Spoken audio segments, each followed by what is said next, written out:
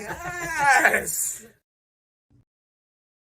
Draft Dr. Phil and the smartest man. Keeping it 100. Keep it 100! So chase greatness and start understanding that he's gonna make everybody better. Tape never lies. I don't want to see your tape breakdowns if you cannot show me things that are negative about a guy that's on your current team. Hashtag chase greatness. Hashtag take that. Keep it 100! Because I'll make this one more time clear. Caden Whitlow, cut it.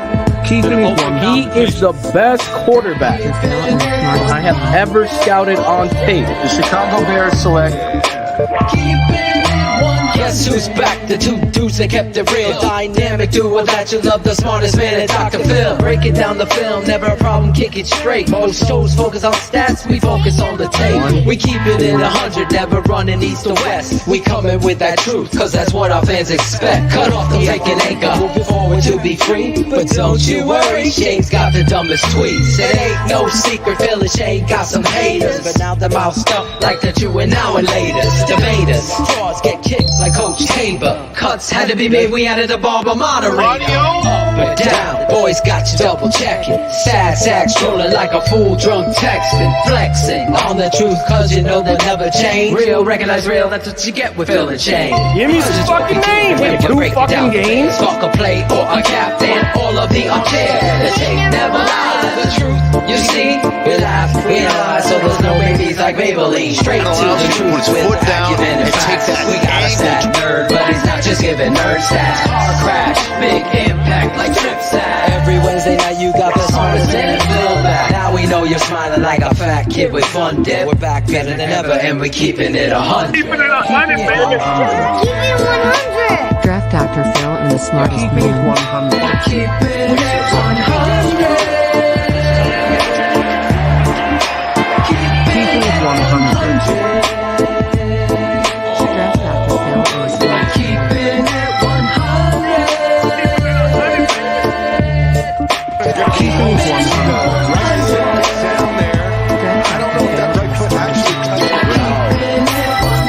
Keep it 100! Keeping it 100. Yeah, exactly.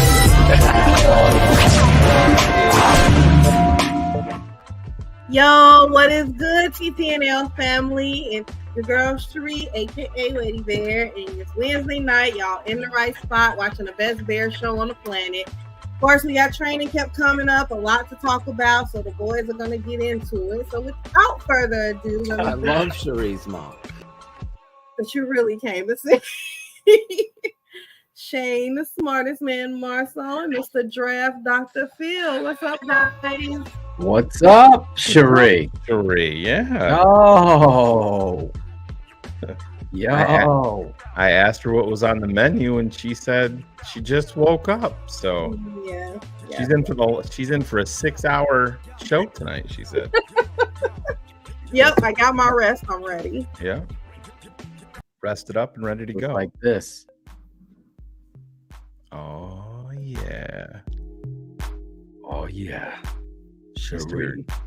Caden Whitlow in the frat house is freshly groomed Freshly below the groomed. waist. It's just so slick and skinny in a hole. Yeah. The old crew right there. Yeah. Yes, Cherie. Manscaped could be coming back. Yeah. Really? I did write them an email because I needed a new cover, whatever that thing is, a little clip to go over it. Yep. I don't want to shave all the way down, Cherie. No. Steph doesn't like it. Gotta- She likes a There he little is. bit of that Philo stubble. Yes. Oh, I like the stubble. Steph actually wants The beard, yeah. shaved all the way down. I don't know what Shane doing to his face over there either. Yeah. No, it's fucking hot here, Cherie. Yeah, I mean, I get it. I guess. Gotta clean out those fucking ladybugs. I know somebody that hates it when I shave. You're not alone, so that's why I'm gonna fucking shave every fucking Don't day punish now. us all. So you know, as my father calls my phone at 8:36 because he's unaware for the last 9 years we've done a show at 8:30 every Wednesday night.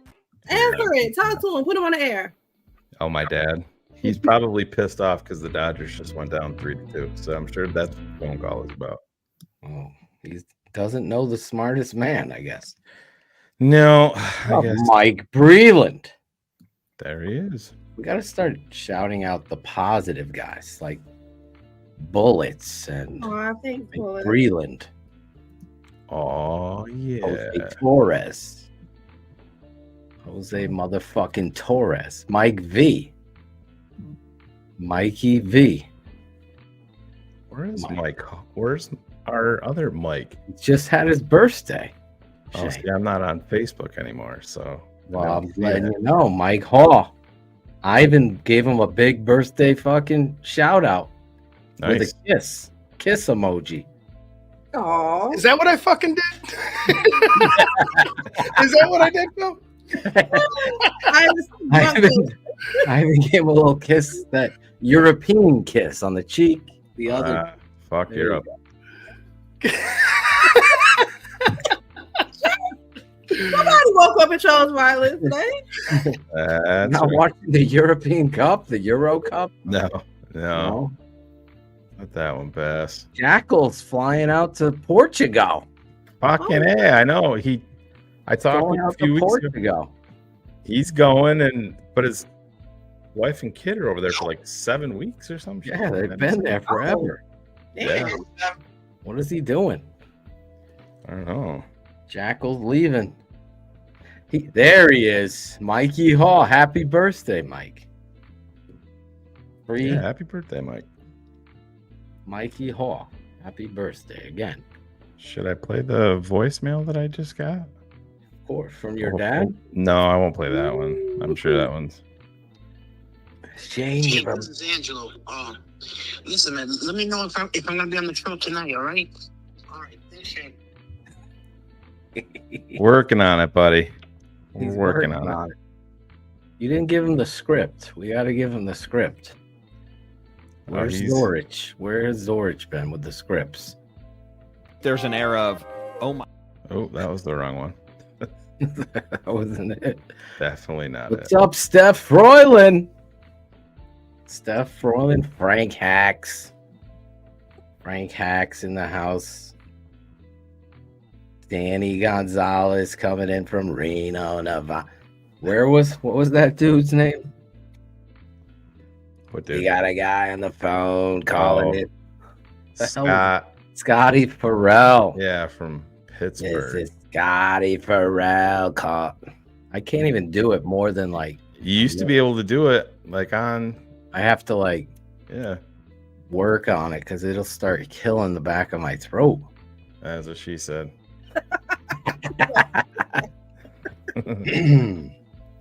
Aiden Whitlow knows, man. He does. They call him Whit Hose. That's right. They call Whit Hose. Kids living in the fucking frat house all summer long. Motherfucker went from playing Dungeons and Dragons to freaking pulling hose. Yeah. I got it up. Skibbity Riz over here. Skibbity Riz. None of that. No. Are they speaking like that in college now or no? Only like the freshmen. My generation's above that, I think. Okay. Yeah. We're checking in with the generation. Yep. Mm-hmm. Fucking Larry Rosen from Nicaragua. What's up, Larry? Did you donate to the Wolverine Fund so we can add Nicaragua to the list? Larry Rosen. Larry. I've been watching these reels with all these guys translating these slangs, Caden. I thought you were gonna be able to help us with it. He's too old. I guess I have an idea, but I don't speak the tongue. Did the freshmen really come in and they start speaking that way and looking like dumbasses? A few of them, yeah. Oh, it's something to see for sure. That's that you could just pick out a freshman, right? Like, what do you mean? Like a frat house. Of course, they can pick out the You freshmen. can tell where they're at, right? Oh yeah, 100%. So who You do just you like have you're on your... engaged. So Go ahead again. What? if you just talk to one, you could kind of tell. Oh yeah. That brings me to my question. What's behind you there? You got, is that Lance Briggs? Yeah, it's just And Lance Mike Briggs Vick. on jersey with Michael Vick. What's your thoughts on him putting a falcon on his wall, Shane? Yeah, that's your, what is it, autographed or something? Yeah, they're both signed. Yeah. Well, then you give him a pass on the signed. Did you buy the Mike Vick one yourself, or was it a gift from a freshman? I bought them, but like I used to like sit on like and just like buy like auction stuff. You were an auctioneer with Claudio? With Claudio. Something like All right, I that. think we I don't know. have I that. just used to sit there and just buy those jerseys. I would never. I wouldn't have guessed that with this. I would buy things on auction, but I would never bid on jerseys, non-Chicago Bears items. I don't think I've ever bought. I don't know. I thought it was cool. It was like $50. I got it for or something. So it was like, you might as well. Ivan's about to address, but he's I would stuttering. say this. If it was just like an all sports room and not just like a Chicago Bears room, then I would be like, okay, you could hang it up, do whatever you want in your sports room. But if it's like a all Bears dedicated Chicago type of room, then yeah, no. No. Nope. My room's pretty diverse. I feel like it fits in. Yeah, it's pretty blank with two jerseys. It's almost like it's your room in a frat house. Basically. Are you in the frat house or at home right now? I am at the moment. It's cheaper rent over the summer, and I'm working up here. So. Mom and Dad are charging him big rent now because he's a He's year at the away frat from. house, he said. Yeah, right? I know. I talked to him. That's why. Listen, I've talked to him. Oh, you had pre-discussion. Talked to him. Yeah, told him I knew where he was at. So many questions, Caden. You surprised me. I didn't know he was on the show tonight. Oh, I even knew that. A while. It's a surprise. I love this guy. I knew somebody was trying to log in because I got an email giving me you? a StreamYard Did you see code. it? I texted you, and then I didn't know if you actually. So I grabbed my Knew phone it, and I'm you like, just I better random. keep it right next to me because somebody's going to be texting. And about 5 minutes later, young Mr. Whitlow comes asking for the code. What's the code? Give him the code. Listen, what is the rule? Ben Ricketts adds there's no Green Bay. I would I'm never just buy. saying. Let me ask you this, Shane. Yeah. For purposes, There's only one way that I would buy non-Chicago if Bears. you were a items. Bears player previously, can they hang on your wall? No. You need Bears a, jersey? Yes. what do you mean? So, for Oh, example, yeah, like that. I thought, okay, my bad. Uncle Bullets Yeah. bought T and Dev a jersey. Yeah, if it's Bears memorabilia of any kind, that's fine. I get it, but like I'm crazy with shit like that. So like when David Montgomery signed with Detroit, I unfollow David Montgomery on all social media. Right, That's I my get it. move. Fucking braces at 40. Fuck out of here. Go to Detroit, dick. I'm kidding. He's 20-some years old. 40. No, but I Yeah, would that's pretty never. Crazy. I think I couldn't. still follow like Marquise Goodwin. I went through and deleted. I follow him. unfollowed like 80 people on Twitter the other day, getting ready for the Really? season. Yeah. Yeah, and I found a couple. Players that aren't. I don't. A couple of them aren't even in the league anymore. That I like. LJ Collier. LJ Collier. We interviewed, and he followed me on Twitter, and I'm like, "Fuck, am I following LJ Collier?" Now, anymore for?" alum, I do still follow. So I have like lists on Twitter where I have like the current players list, and I go in and update that every season. And then I have an alumni. He's got a game plan. Look at this. Yeah. Goddamn right she does. This is her game plan about 9:30 right here. Who's here? Whatever. As long as Cherie's happy, I'm happy. No, if it's Bears memorabilia, I would have no problem. Michael Vick it's a no for you. You would put that maybe in another room. Yeah, I'd give it to a Falcons fan or somebody that I like. Right. I dated this girl, and her mother thought I was a Buffalo Bills fan. she's like, "Who does Shane like in football?" And this girl at the time said the Bears, and her mother heard Bills in her head, so she bought me like this Buffalo Bills comforter. It was a nice comforter, but I ain't fucking no fucking way. I mean that shit like that, but I would never. Comforter is one thing, but like I got a jersey or anything like that. Yeah, But, like I love Brian Dawkins is one of my favorite all-time non-Chicago Bears players, but I would never. This is a good. I would never go out and We didn't buy a script Brian it. Dawkins jersey. Well, especially because it's the Eagles. Fuck the Eagles, but Brian Dawkins is a shit. Yeah. Brian Dawkins actually is a sponsor for my Coach Fish's Super Water. Nice. Got Brian Dawkins sponsoring him. Maybe he can get him on the show with us. B Doc, I'll play this clip for him. But would you put a non-Chicago Bears, or would you purchase even like hats and shit like that? I'm not.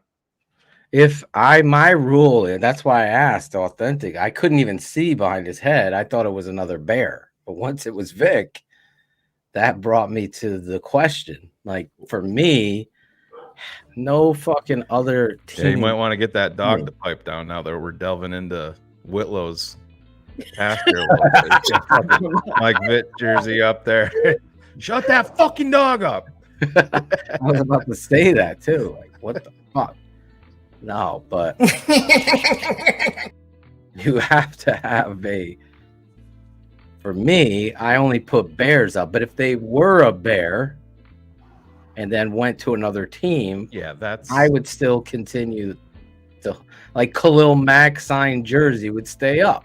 Right, that, but like I had a Justin Fields fat head in this studio up above one of the theater chairs. Justin Fields fat head.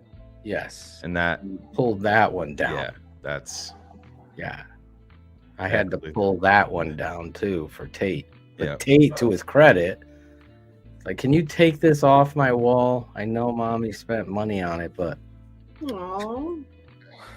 yeah, he wants a Caleb one. The fat head gets pulled off the wall, Cherie. That's where college football fans have a easier time. They can root for their players all over. Speaking of college, 5 more days, man. College football. 5 more days. Yeah. Can't wait. What's up, David? I have people 5 more days. College football released. bombarding my DMs trying to get a. You want to get a wanting game? us to start up a TTNL league for it, and the logistics of that would seem like a fucking absolute nightmare. First of all, you all are gonna get smoked by me. So it's just stop right now. Put those fucking you better. All right. You better keep that fucking mustache. You need something to hold on to after I will.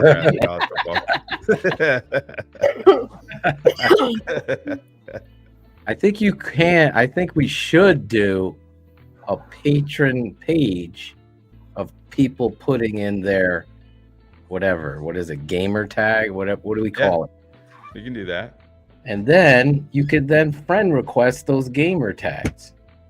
Yeah, like I have and play. You can I have like Ryan Cox. I know we're both Xbox. Cars is on there. Lance Bailey. I know he listens to us a lot. I'm friends with him on there. Bill's actually legitimately going to check his dog. Jesus, Caden's got him scared. Nervous. He's like, Steph, is Mike Vick in the yard? Fucking dog inside. Vick in the Caden's yard. not fucking around. No. Steph actually came to check to see, because Shy has seizures, so we have to give her meds twice a day, morning and night. And I don't know if anybody's had a pet, and seeing it have a seizure is not a fun thing. I'll tell you that. So I can imagine. Gotta give her meds. But I think that'll be great to add something to the patron fantasy. Is Sharia gamer at all? Nothing. She played what was that game? Resident Evil. She used to play that game, get scared. Oh, Cherie. No, not at all, huh, Cherie? No, video Pac-Man. games, like I play like little apps on the phone, but How do video you games- feel about old guys like Phil and myself playing video games? It's a turn off? to turn off. And now I will say to a certain extent, because I know there got like probably how y'all play isn't bad, but I'm talking like the real gamer guys that will sit for hours and just play games. Like that is a definite turn off. So there's a college up here near me that kids can go and major in gaming. It's like one of the it's one of the Caden's like, wait, what? Yeah, I'm fucking transfer, mom and dad. He's in the portal. Yeah, it's Whitlow's in the portal. Yeah, NIL money. But that's the thing. Like I know Phil, you're different than me. I'm mainly sports video games, like the first person shooter. My son's into all that shit, Call of Duty and all that. I just can't get into all that shit. Mine's 99% of the time. I tried it and it's really cool, but when you have like some fourth grader talking shit to you, oh yeah, it's Just got talk you in shit a back glitch. to him. No, I can't get I rebirthed into the game and he's fucking drilling me every time and laughing about it. So I'm like, so he how are found you when area. you playing Tate and Dev? Will you let up and let them? I will not with my son. Oh, you have to teach them. I to will talk speak. mad shit to the point of like, even not what he's 13 now, so he handles it a little bit better. But like when he was young, I don't even play it that he'd have much. snot bubbles coming out of his nose. He'd be so upset because I was talking shit. I'm like, oh, you think 50 feels bad? Wait till daddy goes up by 60. It's about to get a whole lot worse. You're preparing him for life. That's Damn good. right.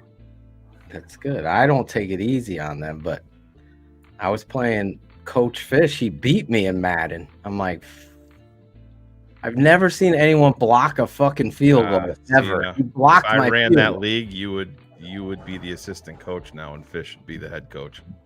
Hey, he blocked my field goal. Fuck. And all your guys, I can't even play it. I'm like, all my guys aren't in, the real guys. They got get a all these fatigue different factor. players in there. I'm like, what the fuck is this, man? But that's like Ryan Cox and I were just talking about college football. Like, you can't even change the numbers on the players. So, No? like, if you recruit a running back and he's number 47, you can't even change it. That's dumb. Well, I think someone said that's not official yet. Like, there might be like is it? some change. Yeah. I told That's what heard. Ryan Cox, I said, I got my fix for that. I'll just go to the fucking transfer portal and find a running back with a kick-ass number, and I'll fucking bring him in. Fuck number 40. I don't even care that much as long as like my quarterback's not wearing like 54 or something like that. Yeah, right. 98. Yeah. Oh Yeah. my god. His Matthew Watley's wife plays Fortnite for I a living. can't. Fuck, I can't. Could you have her? I don't know what Tate and Dev's tags are, but DM me, Matt, because let them play her, because that's what they do. I'm sorry. I feel like since Caden is too young to have player 23, QB 23, or running back 44 or whatever, I think it should be a passage for you to have to deal with that for at least a year before you go ahead and Yeah. I feel like it should be a birthday. It should be a right. So like when we had no names on the players, like we're about to have names on the players. QB19, it would have be, QB 19 or like QB 22 Oh, I see what he's or whatever. talking about. Like he should have Okay. to go I through thought you were that. talking number more so than like, oh my god, I no can remember name. way back in the day when Marshall Faulk was at San Diego State, the Aztecs. I fucking loved Marshall Faulk. Loved him. One of my favorite players ever in college. Yep, number 28. Oh my god, That was the black, thing. red, and white RB28. Yeah, that was the deal. Yeah, they used to just not have names. So nobody's with gonna Matt. talk to Cherie on the 15th, is what I'm learning. What's happening on the 15th? College football comes out. The It's been game. away since 2014. It's coming back. It's coming back, Cherie. I know Phil God has it. sake, wake up.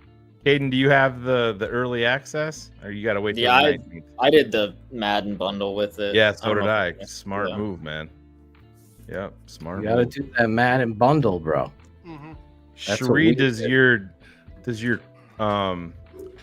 cook? Does he? He's cooking right Hey, now. No.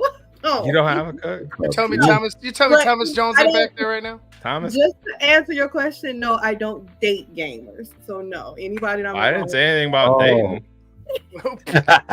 I didn't say anything about dating. Marie, you walked right into that. Right. Just letting you know. It's just so slick and skinny in a hole. Yeah. Whitlow's in a frat house. He ain't dating anything either. He's cycling them in and out. It's a stud, this dude. Crazy. So when's the next Whitlow family cruise? Caden, when's that Oh. coming up again? I don't know. Probably not for a while. I'll tell you, I don't know. My parents they're happy I'm out of the house. I don't think they want to see me. They got rid of him. They had high five. They made his room a gym. Yeah. They've Renting taken out. over. Is your sister still at home? Is she younger or older? She's older. She already graduated. She's She's a graduate. She's getting she- married. I remember. She's moving out. Yeah. Oh man. It's just two of you, Caden? Just you and your sis? I have a little brother who's just about to start he's high still- school. He's still at home. Yeah. Frosted They're not- Flake, the whole they're not nine. totally Skibbity free then, toilet, Skibbity, Ohio. Yeah, he's just like that. He is. Does he Yeah. have the fucking hair fro? Yeah, up and it's the down like a exact fuck- the classic cut. Yep. Yep. All of them have. Tate and Dev looking in the mirror, Cherie, in the morning. Classic. Bullets. You see, I don't even know if I should put it up on the screen. Did you see his question? Yes. Caden, do you want to answer this or? Caden, you have fans. They have questions. I don't think Did Kate you- was. How does Caden answer that? Right, I don't think Kate was there. I can't remember. How did he forget? Yeah. I think there was one time she might have like walked Yeah, wasn't she my in the room or background? something. Yeah. Yeah. Bullets ranker. Like, goddamn, Caden. Whitlow. Yeah, I think I remember that now. I'll have to. Can you ever rank your mom? No. I can rank Caden's mom. Fuck yeah, Britt, go Yeah, get her. his mom. You can't rank your own mom. Make a short of your mom, Caden. We'll put it up on TTNL from that show. Every week we ask Caden's mom a football question during the season. See what she has to say. Are you European? No. You're in. I love you. Oh, Jesus.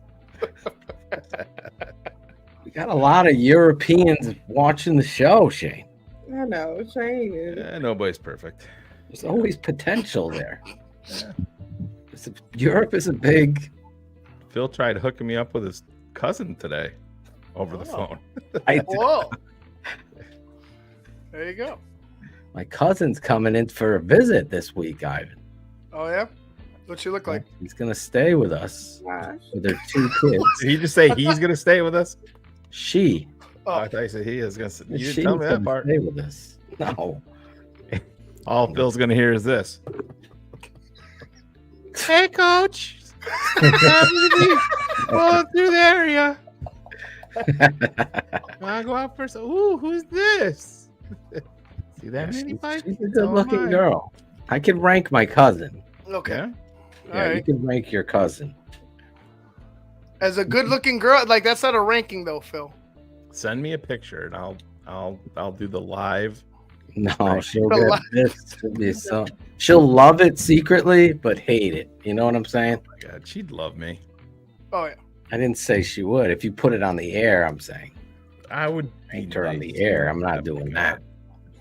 She'll fall for the Marcel magic. Everybody knows that. They all do. Well, Caden, how do you think Caden's doing? Yeah. Charles Johnson in the house. What's up, Charlie? What's up, Chuck? We're just shooting the shit before we blow up the Bears, basically. Oh, yeah. Oh, I probably should get that ready, right? Mm-hmm. It's Yeah. just fucking ridiculous. It is. First, are you going? Where are we going first? Thing we're gonna attack on the Bears. Well, let's get into a segment we haven't done in a long time. How's that?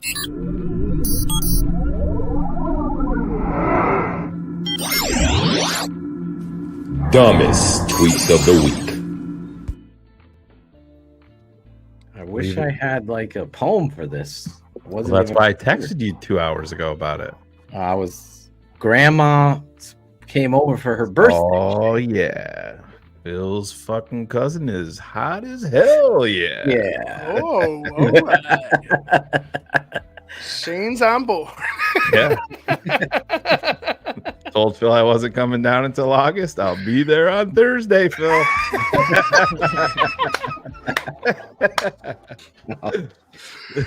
I'll push Angelo off. We get a lot of YouTube comments. Knocking. Huh? I said you're gonna receive a lot of YouTube comments about this. About your cousin? No, whatever. You know about what me going all in on your. Yeah. Oh. Why is this music so low? Like,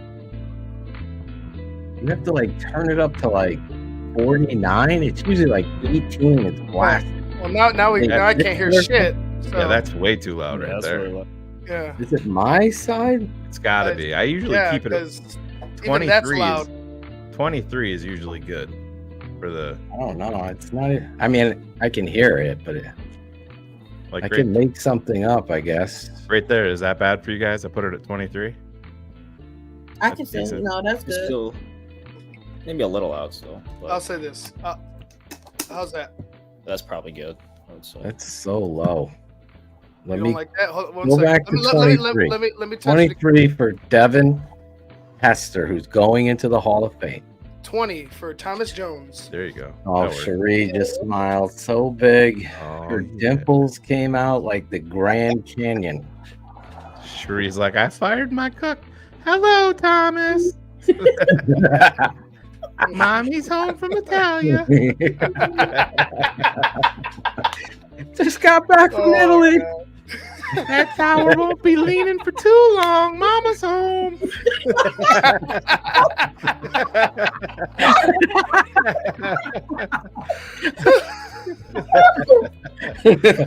Oh shit. Oh my God. I got it up. Should we get into this, Phil? You and I talked a little bit about this earlier, but this is from our old friends at Shy City Sports, and this is from the article. He says, on Tuesday, I figured I'd have better luck trying to receive a ticket on a random day in August. Per Ticketmaster's website, at 10 a.m., I was over 300 spots behind in line to receive a ticket. The screen refreshed to 155, then 66, then 12. Then the event ticket distribution website promptly informed me that they were sold out when I finally reached the front of the digital line 6 minutes after it started at 10:06. So they're out. So the way that this is working, the Bears are dealing only with Ticketmaster because they obviously have a deal with them. But then these other places like StubHub know this. So StubHub has all of their bots go out there and they scoop up all these tickets.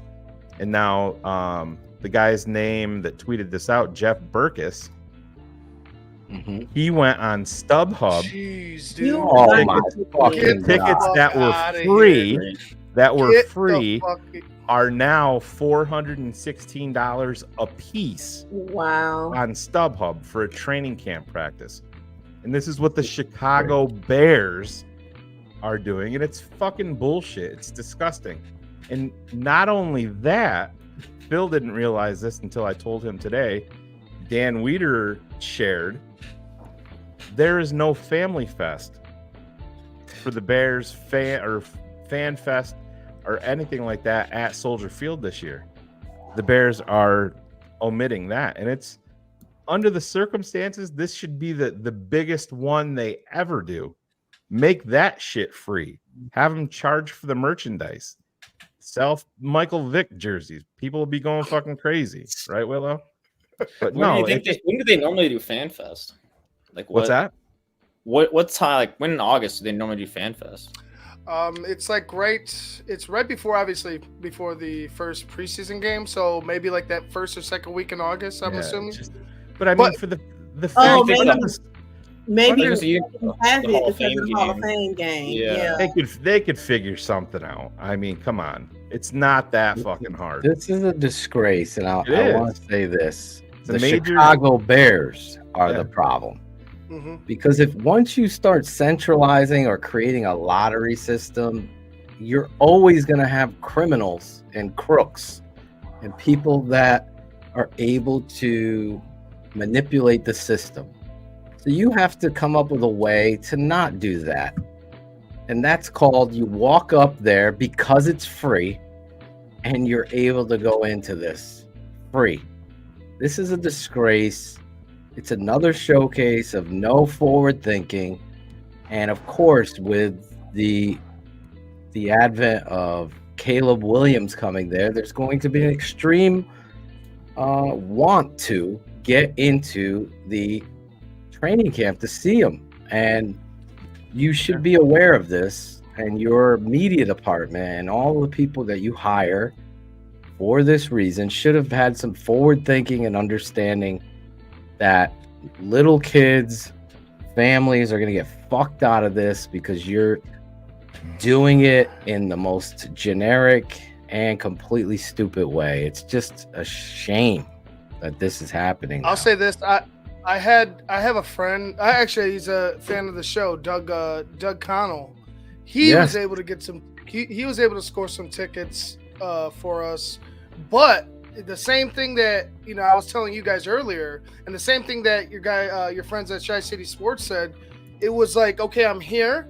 You take me all the way down into this room, finally I get into the ticket, to purchase my tickets, and it's all sold out, and it's within a matter of minutes. It's like it was less than, he had 10:06, I might have been 10:08, something like that. So it was so, nobody was ever going to get him. I think Doug was on since like 9 a.m. Like he just kept trying to, grab these tickets, so he got lucky.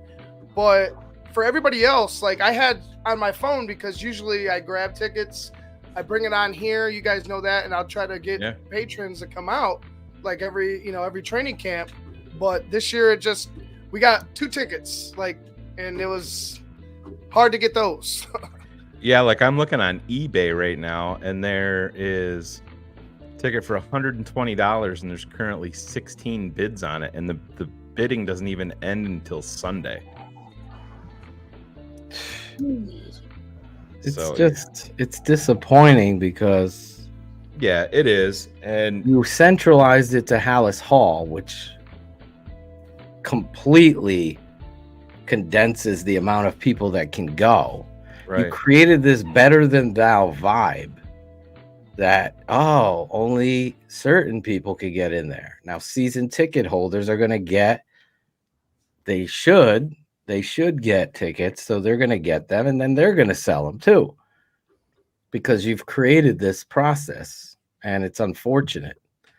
And okay, you didn't think about it, to not have Family Fest and put it on the shoulders of, well, we're having the Hall of Fame game. That's going to be their way out, Shane. We're going to have the Hall of Fame. Yeah, but it doesn't. It's not the point, man. Like I said, I agree. You have Caleb Williams. You have all of the momentum with that. You do something. This is not the year for them. I mean, and I understand the extra game, Hall of Fame, and all. You could do something. Oh, this is another piece that Sean is.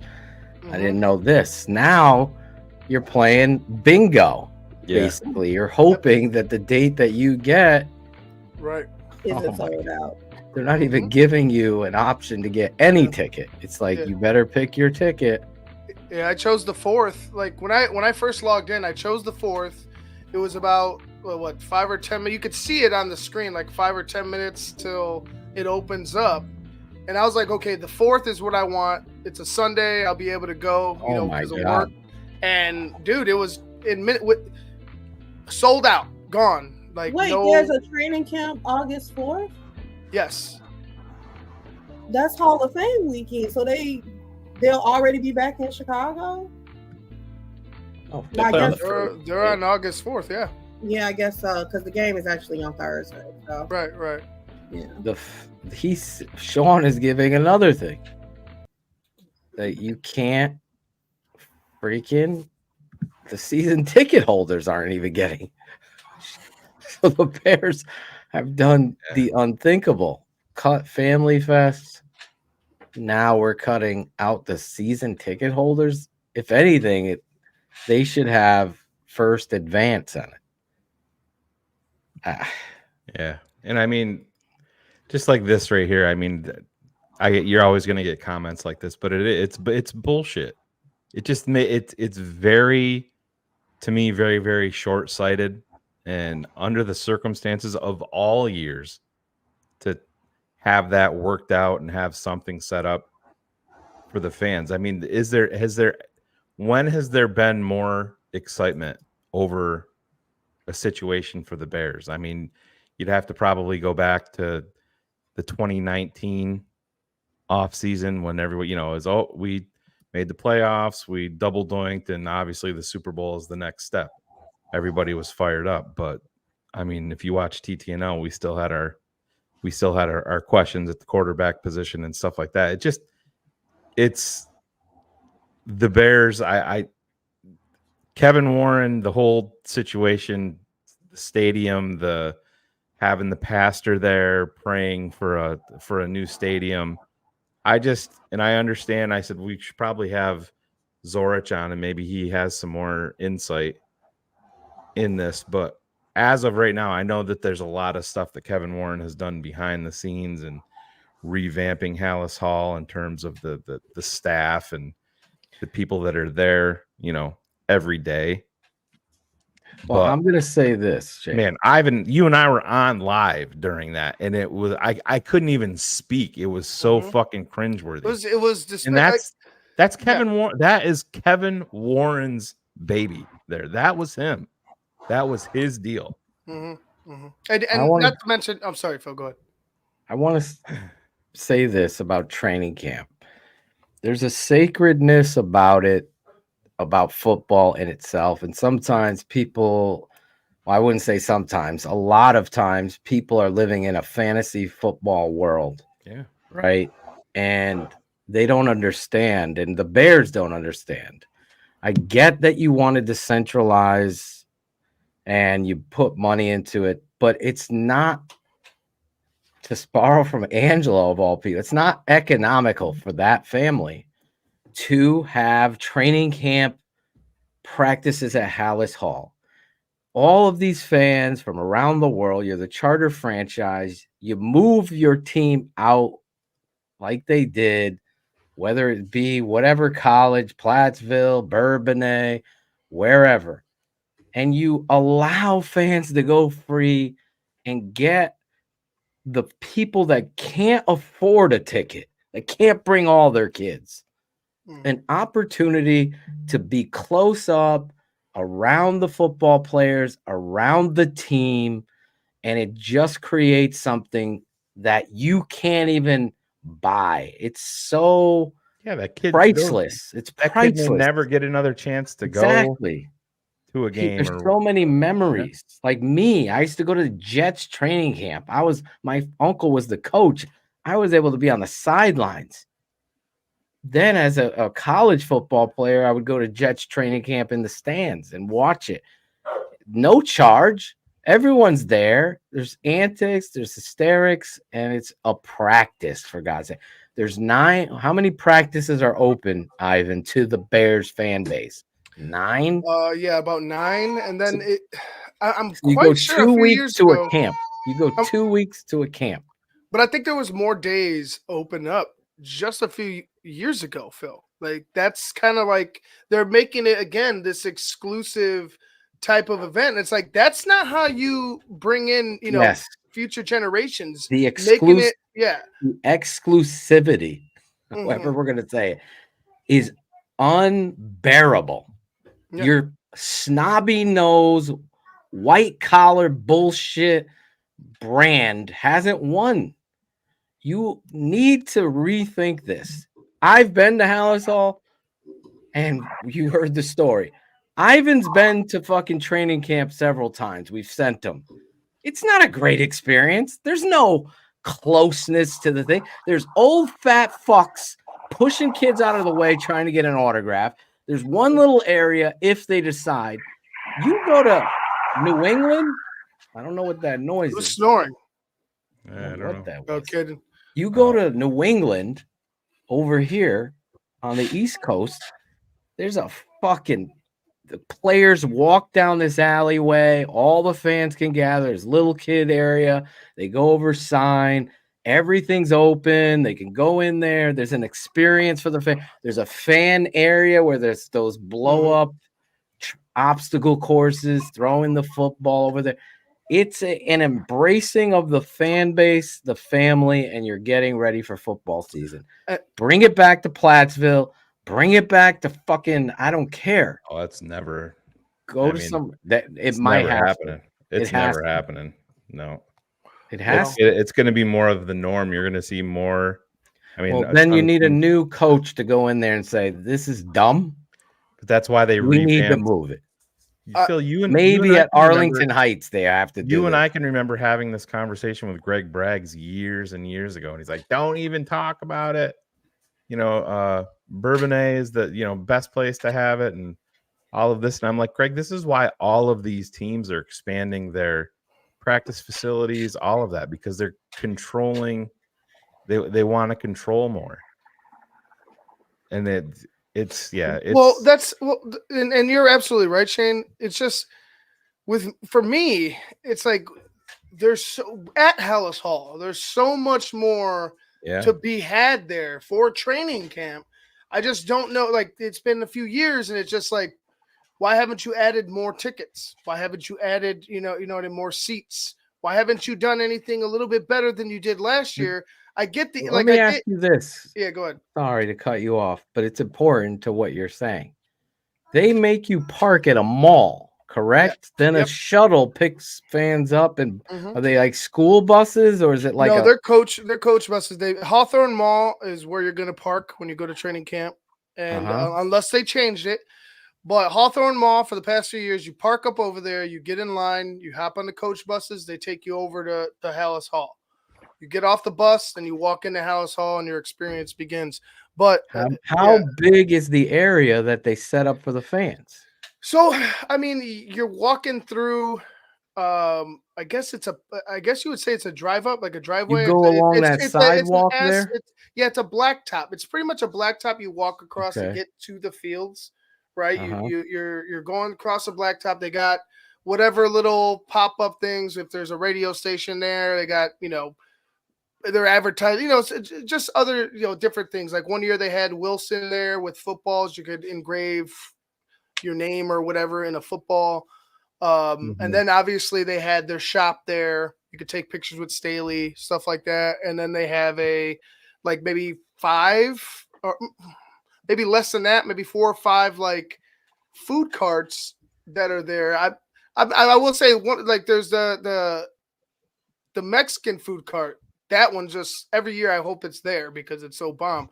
But like I said before, it leads you into the field, but it's more like it's ushering you. It's not like, it's not like you're really able to roam as much as you think you can or go anywhere. They were pulling people's phones out of their hands for right. And so making them delete videos at a training camp. Right. So you only in Chicago, I've heard that. Nowhere else. Nowhere. Right. So you walk up and then you get to, if you're going to the backfields, then you'll walk past the Walter Payton Center, and then you'll be in those back 2 fields. But if you're right by Hallis Hall, the majority. That was one of the Transformers or something. The majority. Caden's phone. The cars are a little loud. Wow, it's all right. The majority of the people. Caden's blow up doll's name is Optimus Prime. So,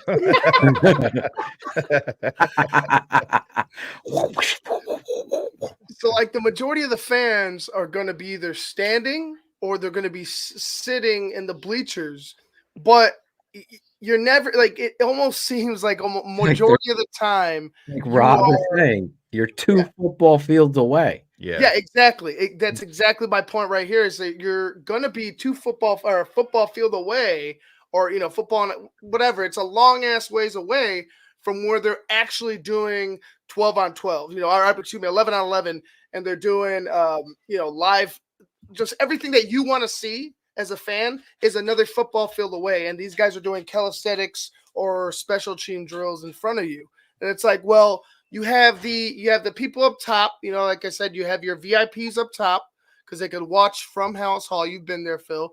And then you have your Yeah, they kept the curtains closed for right. us. Then you have your like Shocker. your family section, which is like on the other side. Like you could only go so far, and you can't sit up in the family section because obviously you're not family. So you can only go so far, and then you're standing. And if you can't see over, the 25 people that are already standing up in front of you, well, tough titty. Oh my God. Like I'm telling you, there's a hill in New England. There's fans sitting all on the hill. Mm-hmm. They got 4 practice fields. Again, sometimes, specials is over there. Defensive linemen are down there. So, you get the luck of where you are based on that, but you're right there. I mean, the players are 12 feet from you. It's roped off, and they got security people there, obviously, and they should, but you're right there. The experience is like, it's welcoming. It's the actual action of it is something you would just have to experience to understand. The Bears have got this wrong. Even in their setup, you can't limit it. You can't make it exclusive, Schmitty. Like, there's no excuse. You can't say this is a Chicago thing, blah, blah, blah. That's fucking dumb thinking. This is old time thinking. It's like saying, well, that's just how it is, and never standing up for something to change. You got to change this. And I'm not even talking about like, being able to get to interact with the players. I'm just talking about watching the practice in general. It is such a pain in the ass because, like, why are there people standing? Like, why do we have all these people still standing? Why haven't you added more bleacher seats? Why haven't you people? This is a huge, it's a $1 billion business. They can roll in bleachers tomorrow to service a small college. Exactly. You wait till you see how many more media members there are this year just because of Caleb Williams. Mm-hmm. Right. There'll be, I guarantee there's going to be some sort of stupid action that the Bears fumble on again and embarrass Well, at them. least this year it should be documented. I mean, Hard Knocks is going to be there. And I said, you wonder how much, does that, the family fest and all of that, you wonder if that is a factor. Is it? I feel like Hard Knocks would want Family Fest. I think they're going to say content. I think Family Fest is going to be under the umbrella of the Hall of Fame game. That's what they're going to do. It's dumb. Yeah. Sorry. No, we don't get media passes. No. They all follow us, and then they want to keep us out. Well, we used to have people on the scene like Ivan, Ron G, bunch of people go over there from TTNL and cover the action and give us the update. Nobody's getting in there. It's like Braggs was on Twitter talking about he couldn't even. I mean, he's with CHGO and he's there trying to get tickets. Mm-hmm. So he's obviously not even. They earmarked Greg, keep him out. They didn't want him in there. He's too good at covering the fucking. Well, CHGO not having him there is a massive mistake on their part. If I was the CHGO president, and Shane said this too, and I ran that, there's no way in hell that anybody is going before Greg. It's just. Yeah, it doesn't make. You want me to help your programming? You send Greg there because he's going to get what the audience wants. Yeah. That's actually how I met Greg. is that he was on X now, but Twitter then, and I was like, holy shit, this kid is giving me the angle of what I want to see from camp, and he kept giving them, and I brought him on the show. It's a true story, and he had a great personality. Aldo didn't want to bring him on. I was like, no. Then I was like, after the show, I thought it went great, and I talked to the kid, and I wanted to bring him on to the old network, and they said no, he talks too much. He talks more than you. And I was like, bro, you don't see the big picture. And I fought for it. Shane agreed with me, and the rest is history. Greg should be covering. That's his specialty. Yeah. And listen, there's plenty, as Shane has always said, we've always said, there's plenty of Bears coverage and outlets for people to go watch and see, right? Yeah, the internet's a big place. There's room for everybody. There's a lot of shitty takes out there. I mean, Ivan could fill in some shitty takes he's been looking at, pulling clips for. Brad, look at that. I'm going to say no on the nipple rings. Well, Greg just got caught. Oh, Jesus Christ. Oh, you fucking... I told you Aldo was going to do that. Hey, real quick, I want to make a point here. Acevedo's stepping all over the moment. Misses the moment. I want to make a point here. The best part about all of that is the comment. Cherie's comment is highlighted up on the screen during that. It was prophetic. Aww. Back in the days. Yeah. Before the Beatles were broke up, according to Dan Aguirre. Yoko. Or Yoko came on the scene. Yoko came. But yeah, he should be there. CHGO. Gotta be smart about this. You gotta strategize. No one cares what somebody else is gonna be reporting there. They want to see it, and they want to. I think Braggs would be the front runner. Shane, you totally agree, right?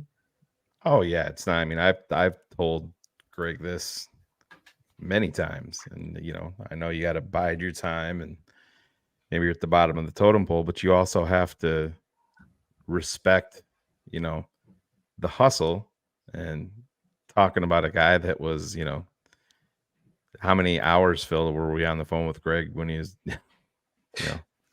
cutting blocks and shit like that? Well, now he's doing this full time, and yeah, I mean, you could see it on CHGO's content, when they're at the Super Bowl. It always made me laugh because they'd be like, oh, holy shit, that's Rich Eisen over there.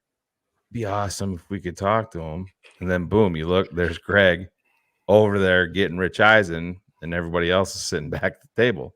Nobody else was moving to go get Rich Eisen. Greg went and got him. You know what I mean? But that's what you want. You have to be fearless when it comes to, things like that. And yeah, hey, fuck, maybe you'll get turned down, but shoot your shot. Greg is good at taking shots. And I'm not just talking about whiskey.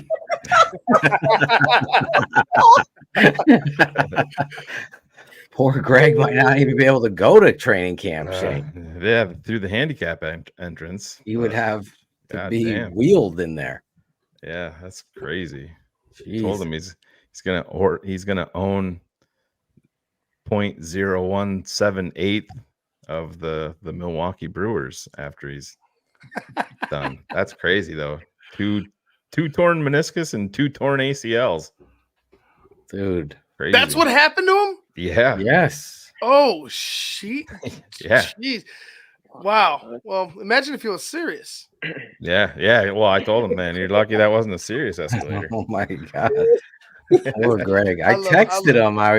Shane told me what happened. I texted him. He never even texted me back though, Sherry. I texted him a couple times. He's watching now. I didn't even know. I felt so bad to hear that. It's crazy. I know I don't know if it was the guy behind him or he had an elderly woman right in front of him that he was trying to, not land on. Basically saved her from. Right. But it was him. either the gentleman like in front or the gentleman behind. He broke his Fell. femur. Yeah, he like broke his femur. I think he said. Did someone fall on his legs from behind, like one of those? It was the offensive whole fucking linemen? thing, man. It was nonstop. It Jesus was going like quadruple the speed, and it was just dumping more and more people onto the people that had already fallen. Because I know Nick Moriano was in a mall like 2 days later. He took a picture of the escalator because he was on the second floor, and he just tweeted out, he's like, "Nope, taking the stairs," because he was on it too. He was on it too? Yeah. Was he hurt? I don't think so. No. Jesus. But yeah. When you're a bricklayer, you should probably take the stairs. That's what I learned from today, Shane. Yeah. Don't go down the escalator. Cherie's got the fucking key to fuck up those escalators. She just brags in Milwaukee today. Later, fucker. I didn't. That's not me. Was Braggs Costanza pushing people out of the way? There's a Fire! That episode, I laugh every time. Then when he's by who's talking? Who's the clown? Do you know who's the clown is? Yeah, it's Favreau. Yes, Yeah, John Favreau is the clown. Yeah. In that episode. Didn't he close the door too? Yeah. I forget if he closed. Did he close the door? Yeah. Do you remember Lauren Cox, Phil, about Seinfeld? I don't get it. I don't get it. It's not funny. I don't even see what you guys. Oh my god! In this, I guess they know who I am, so they. Young Greg knew. Young Greg knew. Yeah, see, he knew way back when. That's funny. No, Curb is great, El Sancho. Curb is great too, but I wouldn't even rank these two. They're not rappers. Bennett was a whole fucking escalator it's not just like a normal escalator, it's like fucking. How old was the man that broke his femur? I don't know. That guy, I don't know, but it was full. It was way over. They had nobody at the top saying, "All right." Was there like a video? There was a video that came out, or I didn't see it. Now. I just didn't know how you knew. Like, did you just get it like described to you or something, or who? Like how like you like Greg knew. told us. Yeah, and then Greg. people were talking about it. Greg was on the evening news. Yeah, Greg was on it. On the fucking escalator. He was on the Well, escalator. yeah, he tore his ACL or whatever, right? But yeah. Wait. Are you downplaying his injury? No. I was just trying to understand how, because Shane was describing it like he was there almost. Because he was describing what was describing. Yeah, I was reading the whole fucking thread, and he had like a writing. I thought you were like recollecting. I was at the Army Navy game where the fucking at Old Veteran Stadium in Philly, I could still see it. The railing falls and people all fall over, and it's only about I'd say 20 feet. Two people. Well, this one escalator in Milwaukee, it was fucking very, very steep too. And there was normally supposed to be somebody up at the top, they said, that would say, all right, there's too many people, we're going to hold the line back. And it was just everybody was riding it down. And so this was the news clip from WSN 12. Here we go. I've never experienced something that scary in my life. Patrick Simmons came to Milwaukee with buddies to watch the Brewers-Cubs game Saturday. While leaving the ballpark, he took a frightening ride on an escalator. I felt like everything was rushing towards the ground. I felt people, crashing into me. I was crashing into other people. A Brewer spokesperson says the escalator stretched from the 400 to 200 levels, and the malfunction resulted in a, quote, increased downward speed. 6 people, including Simmons, had to go to area hospitals. There's no structural damage, no broken bones. I mean, I still can barely move my neck and my back, and it is in a lot of pain. 5 other people were treated unseen. The State Department of Safety and Professional Services tells 12 News it is investigating the malfunction. A spokesperson says the owner of American Family Field is in charge of hiring an outside inspector to check escalators and elevators yearly. The state then issues the permit after the inspection by a certified inspector. That's crazy. Somebody wasn't inspecting. Gaden's like, I call bullshit. Somebody wasn't inspecting. They just checked the box. Oh yeah, that's what they did. And listen, guy's got two torn ACLs. Yeah, an ACL torn in each knee and meniscus torn in each knee. that sucks, man. That's not good. Yeah. I mean, come on. Yeah. Well, like you said, 6 people are about to own the Milwaukee Brewers. Yeah. Fuck. Hey, ain't gonna be the Cubs, that's for sure, right, Ivan? Oh, we'll see. They're up 4-0 over the Baltimore Orioles.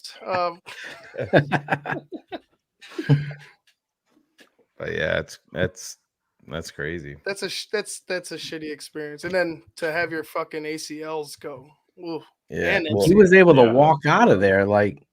Well, yeah, he was sore. At like 4th of July parade. Like with your ACL, you can. Yeah. Don't you remember Jay like Cutler was getting all criticized? If you're going straight, not like cutting or anything like that, you're fine. But I know no way Braggs was cutting anything.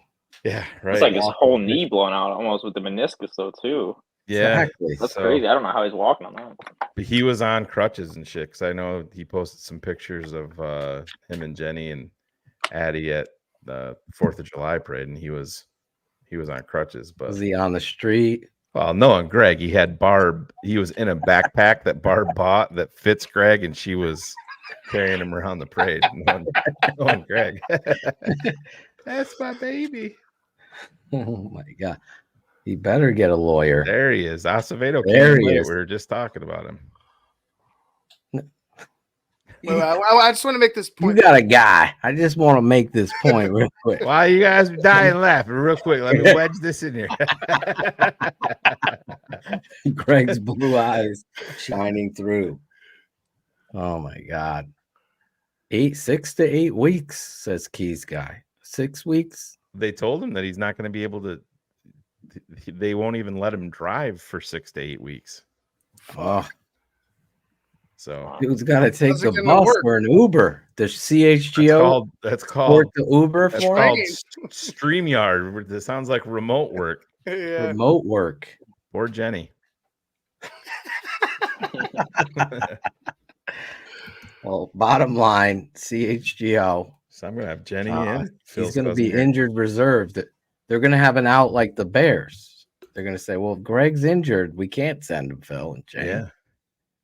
There it is. So Sorry, Ivan's Greg. gonna show up to camp pushing some dude in a Taco Bell t-shirt in a wheelchair. That's how you do it. I don't know who this dude is.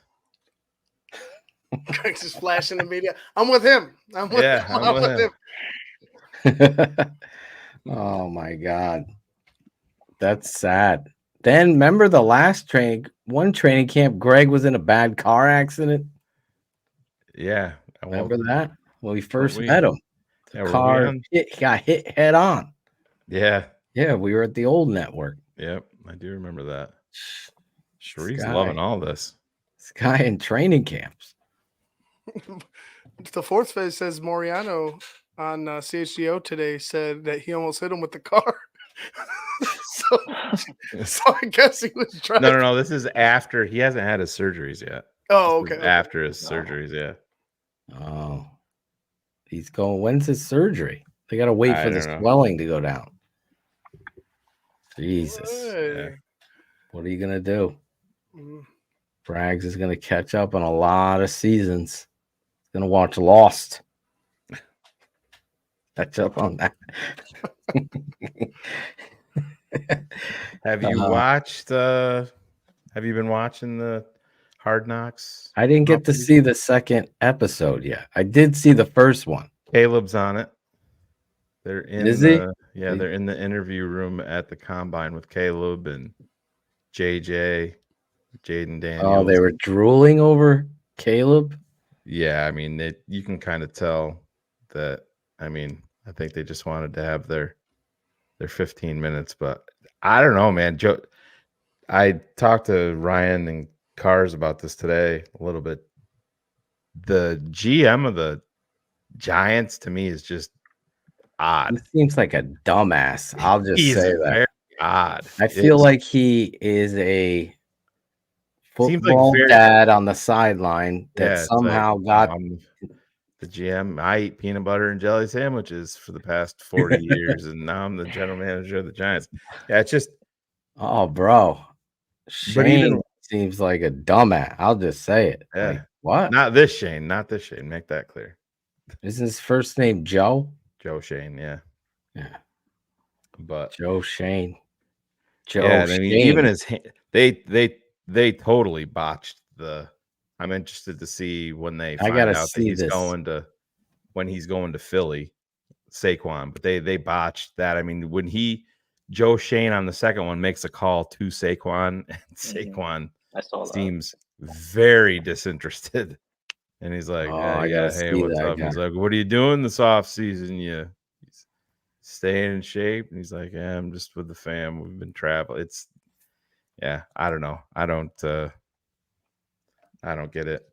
You're gonna need a lot more than Malik Neighbors because Daniel Jones ain't the guy either. Well, our guy, are you concerned? Because I worry about what you told me Adam Schefter's reporting. I don't think you try to reinvent the fucking wheel, Caleb. I think No, it's definitely a mistake. I just don't know. His options are it's pretty concrete, in terms of the structure of the contract, but he was on Carmen and Yurko, Adam Schefter was, in reporting that Caleb Williams does, want to be out in the, front of this and kind of change the way that rookie contracts are done. But I mean, this is in the CBA, but then Dan Weeder today said that his suspicion is that he thinks something gets done this week. Okay. And I think he specifically said Friday with Rome and Caleb. But then he goes, if it doesn't, then he put his concern level right now at like a 2.2.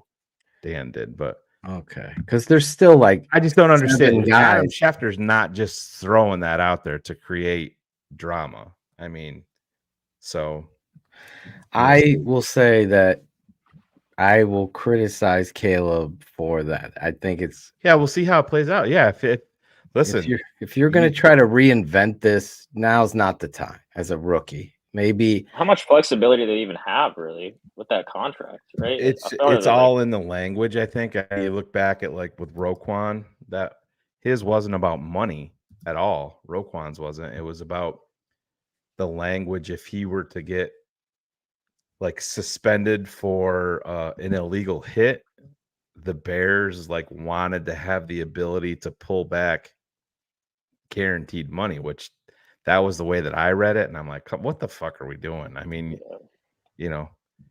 but it's so it dumb. really sounds to me like, and like I said, I have no inside source on this.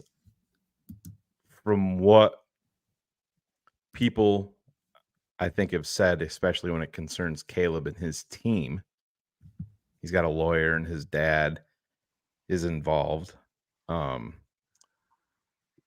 They've invested a lot of man hours into seeing if they could find any loophole in the CBA in terms of rookie contract structures to see if there's any way that they can get to free agency quicker, because he's going to sign a 4-year deal and then there's going to be a team option for a 5th. Now, listen, let's be honest. If he hits,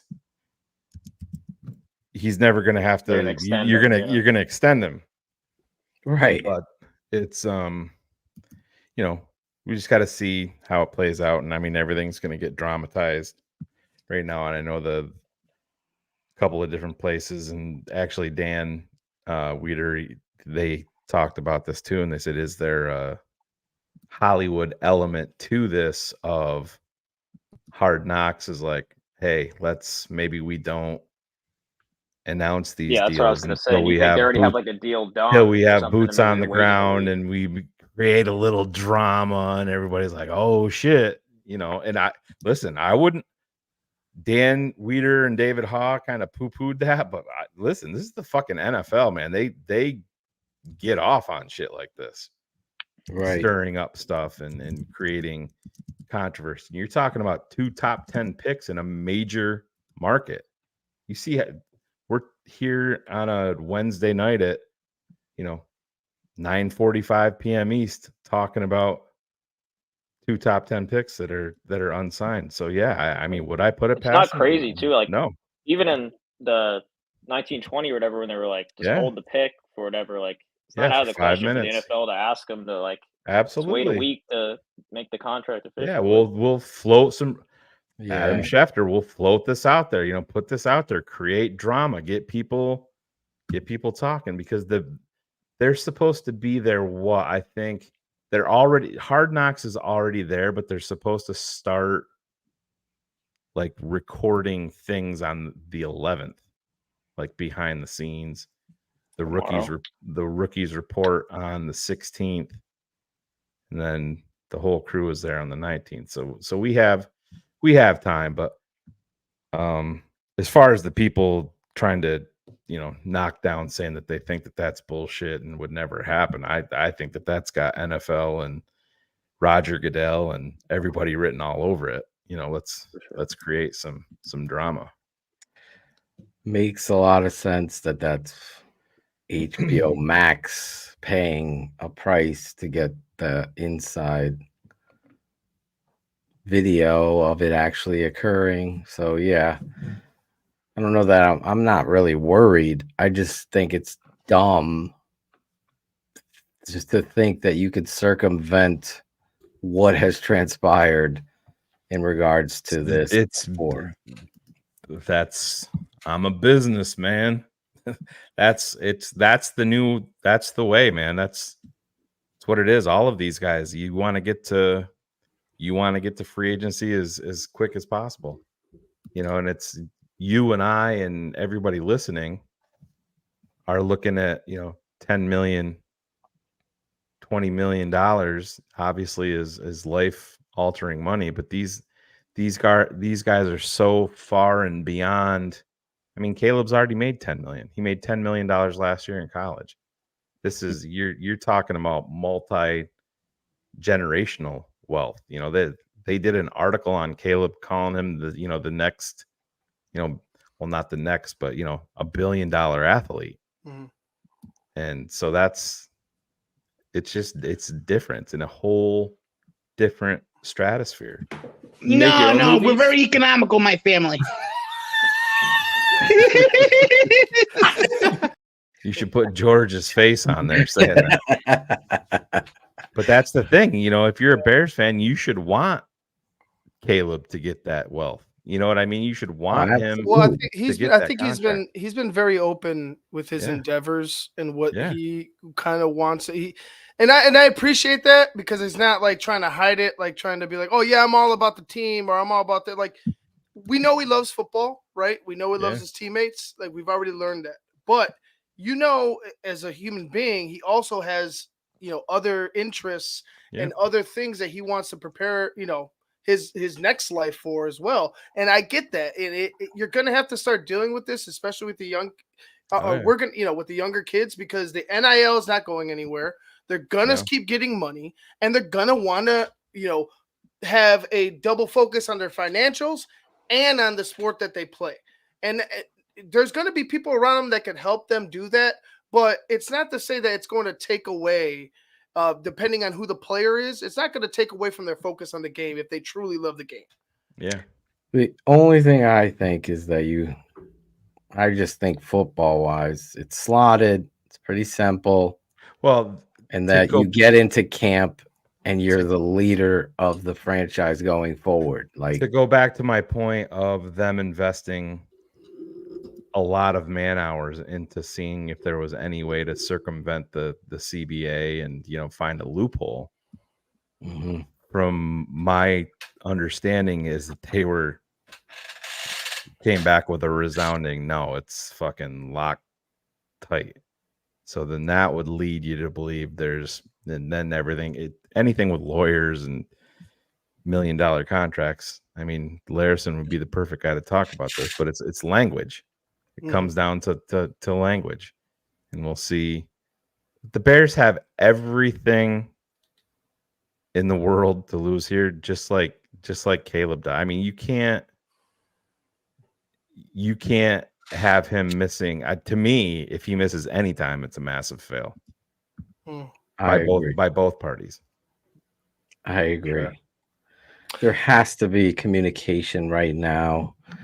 Ryan pulls, if there is any kind of disconnect, it needs. I mean, it's the CBA is there for this reason. We've lived this life back in the 90s with these rookies holding out for Astro. David Terrell, Curtis Enos, Cedric Benson, all of those guys. Rashawn Salam. And you're absolutely, all the names are countless, but I just don't see the way that Caleb is. And Phil, I think you said it perfect earlier. I think there's going to be a buildup because of Hard Knocks, because you have two, first round draft picks that are potential superstars for your team. I think he could also be playing it that way. Like, let's build it up. Let's just wait. Just like he mentioned, he waited for them to announce that they were going to take him. They waited all the way till draft day, even though we all knew who they were going to take. So for me, I mean, he's all about the drama and the buildup. I mean, it's definitely a play. You saw his shirt that he wore underneath his jacket at the draft. Absolutely, it said Chicago on the back. You know what I mean? It's so I'm not discounting any of this, but it's even the Chicago when he was a kid shirt. Yeah, remember that? That was totally. I can remember planned. you and I and Cap were talking when that broke, and I'm like, "Holy shit!" And people are like, "That's just coincidence." That's just like, coincidence. That ain't coincidence. He was liking Virginia McCaskey's birthday. It was all. Yeah. I think so. I think Caesar's right on this. I think Baker did also on the first. Oh, did he? Yeah, but you think about Baker it, it's the Mayfield. perfect kickoff to the series. Job, Caesar. And Dan Weeder actually brought up a great point that I didn't think of, was that he would be more concerned if Rome had signed his deal, because then I said that would that would point more to there was definitely something wrong with the structure that the Bears are presenting to Caleb Williams. So now, both guys. We'll see. I think there's some truth to that. Yeah, it's gonna get done. A portrayal for the show, and the good sign is that they're both unsigned. For me, it's almost like the Rockettes. Yeah, when they all get in a line and they start kicking together, we call that a clap trap. It automatically makes the audience clap for whatever reason. That's what the Bears are setting up for the two of them. They got off the ship wherever Vargas was deployed, and they're like, "That's the clap trap over there. Get back on the boat, boys." Stay away from the clap trap. They also flew together on the plane. They probably will have video of that on Hard Knocks for some reason. Oh, and listen, the two of them on a plane. I'm not losing any. Listen, it's more of a minor irritant. It's a mosquito when you're sitting out around the bonfire that is pestering you, and it's not. I'm not losing any sleep over it. It's going to get done. And do you want to address Rob Daniels' thought? Depending on how the bonus cash part of it is delegated, it could affect them bringing in a veteran defensive end. Well, it's all contracts, or if he signs a $43 million deal and it's $43 million guaranteed. I mean, it's going to be a guaranteed deal no matter what. And the Bears that's already incorporated. They've known they've had 2 top 10 picks for a long time, and it's Yannick Ngakoue will probably sign by Friday. Also, they're gonna have plenty of money. Yeah, nothing's gonna deter them. It's not a money. Don't they have like 40 something million? No, 30 something. No, I don't think it's that. Because they've I don't have the exact numbers right in front of me, but it's not that much. But 21. Yeah, That's what it looks like. 21 million. Yeah, but don't forget that's you're taking a big chunk out of that with Rome and Caleb. They're not signed. No, but they're going to be in a first-year deal. No, I know, but you're not going to stress the cap at all. No, it's not going to stress it at all. But then it's going to be Ngakoue. Yeah, they're going to bring him in. It's going to be five. My guess is 5 or 6 million. He was at what 10.5 last year. Coming off that ankle injury, he didn't play the way you had hoped. Yeah, he'd play. So I think, and I mean, it's no coincidence that he's sending out videos, sending stuff out, working out that he's ready to go, and I'll say this: I think it's about the worst kept secret that it's going to be Yannick coming back. Like I said, I'm not against it. No, there's no You think they'll downside rotate to it. a lot of guys through there? Yeah, you have to. I think you're gonna give Booker a shot. Yeah, absolutely. It's gonna happen.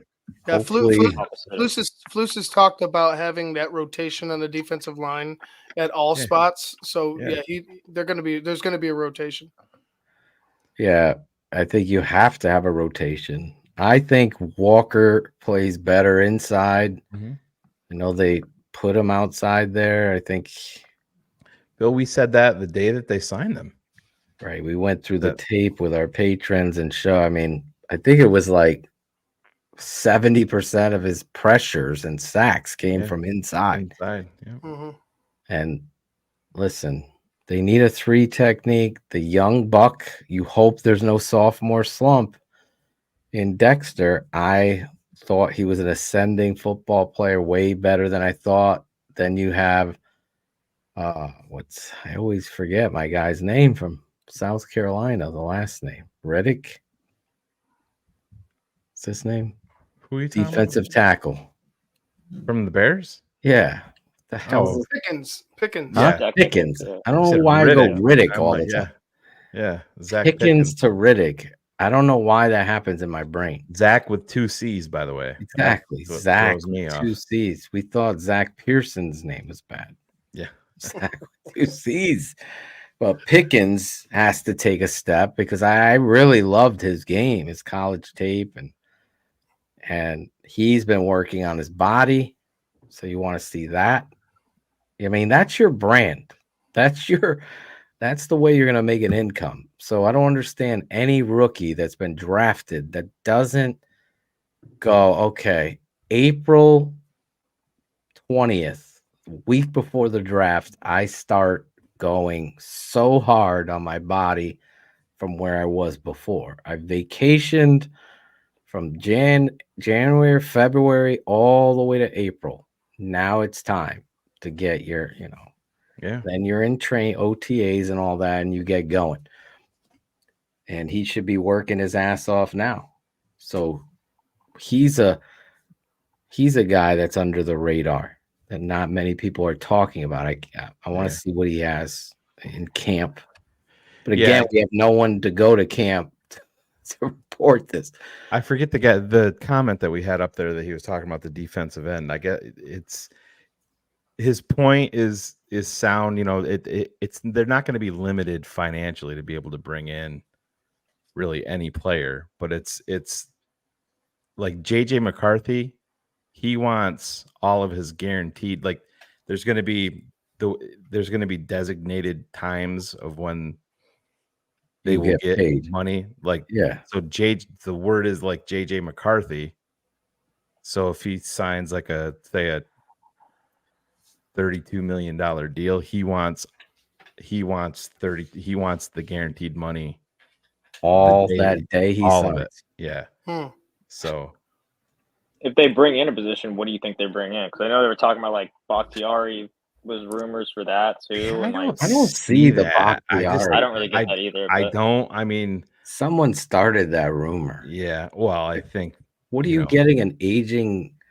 Yeah. Obviously injury they believe. Yeah, obviously they believe in Braxton Jones that Amagaji they drafted in the 3rd round, and you're going to bring in a dude that's been in the. I mean, what is a year 17 or some shit like that? It's crazy. He's been in the league forever. The best I would say, if you were to sign him, it'd be like a 1-year deal. Yeah, and I wouldn't playing, even. And you're playing backup. To me, I'm taking that money and I'm giving it to Connor Williams and taking a flyer on him.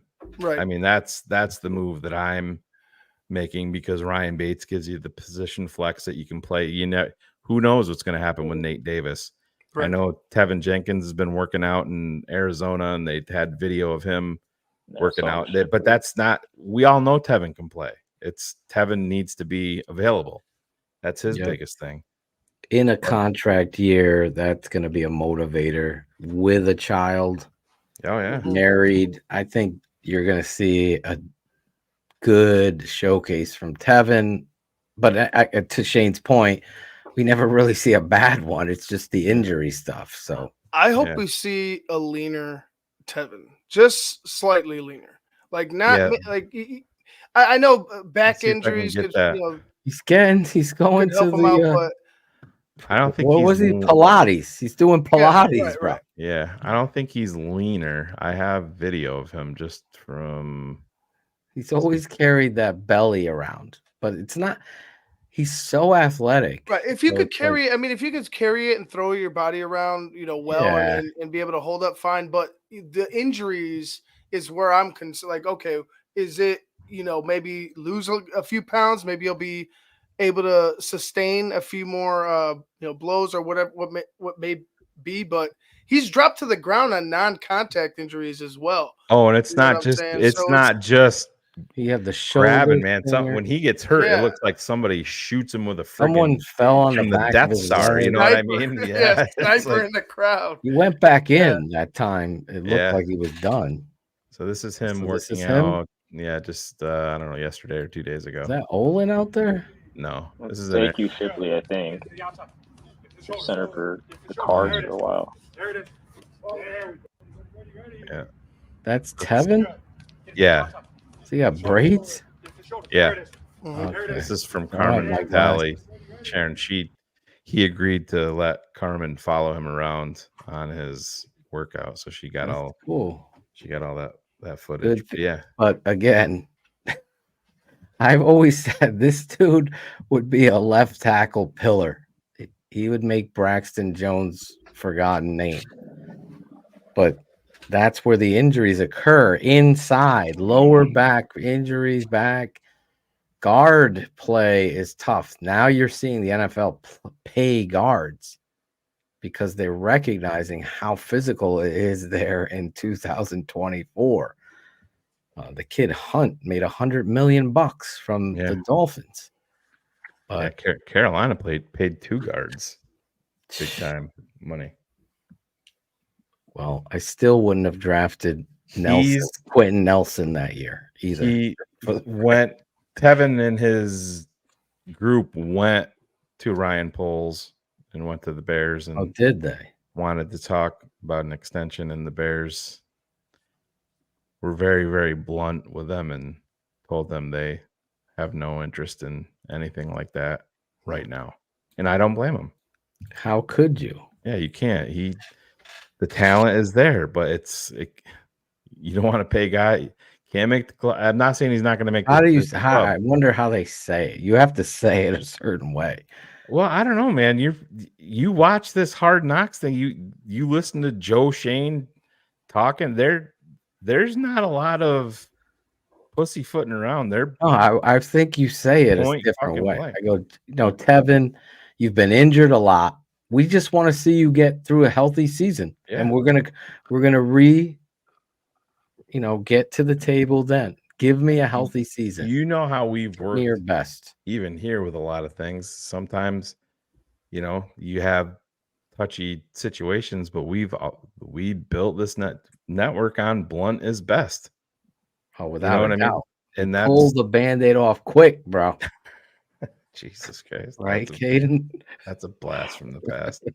Tate the other day made me think of it because he had a Band-Aid on because he scraped his knee bad in playing football. And we live on a cul-de-sac. So it's a nice baseball, football A field. You lot could better play. than that old house, coach. It's not better, coach.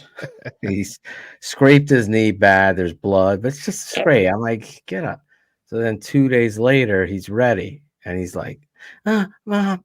I'm like, no, bro, you got to pull that off quick. Yeah. Yeah. And he couldn't do it himself. So I was like, you ready? And he's like, oh, okay. That didn't hurt that bad. I go, that's how you got to do it. Pull it off quick. I thought of Shane. Do you want the? Do you want? I'm sure I'm with Shane too. I think if you're going to invest money in the offensive line, get your doctors on Connor Williams, work them out, see what you got, because then you can end up hitting on something that allows you to move off of any kind of distraction if Nate Davis does continue to flounder in regards to off the field stuff.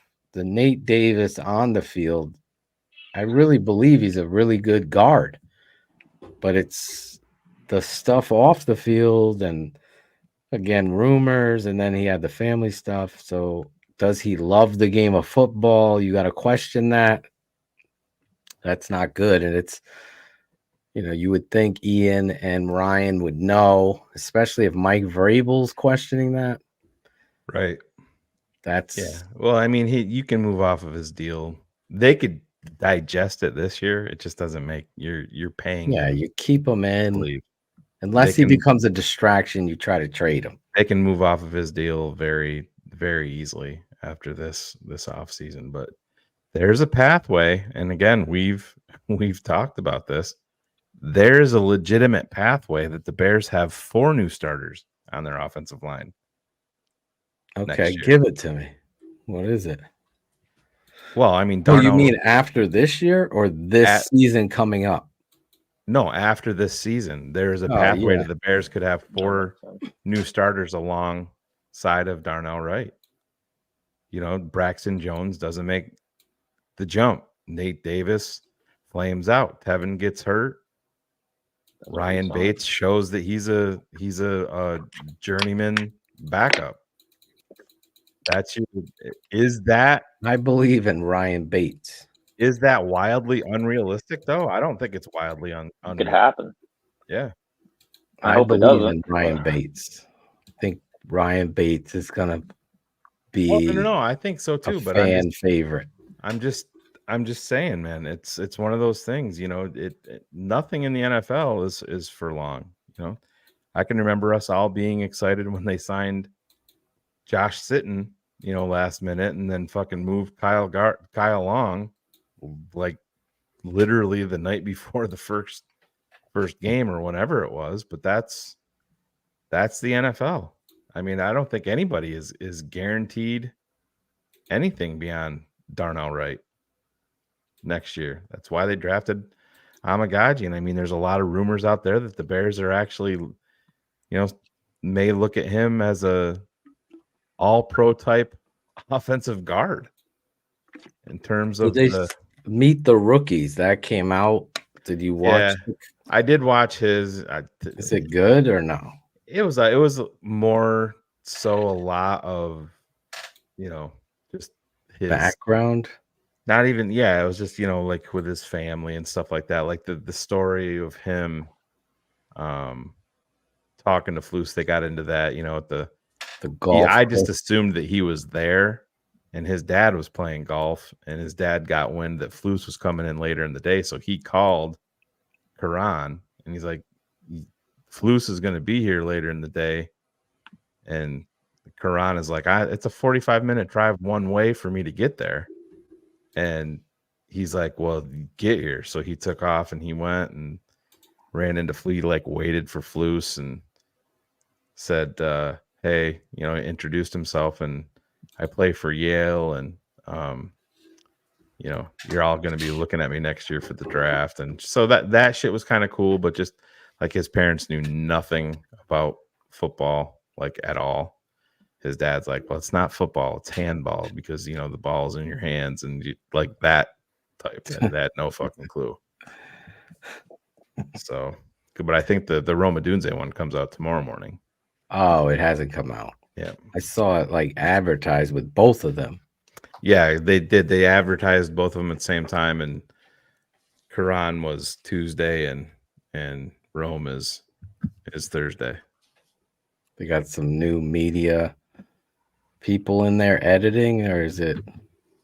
Yeah, we'll see. It was all in 4K at least, so that's a good thing. Who's this in our green room back here? Is that Axel Foley? Hey, Axel. Hey, everybody.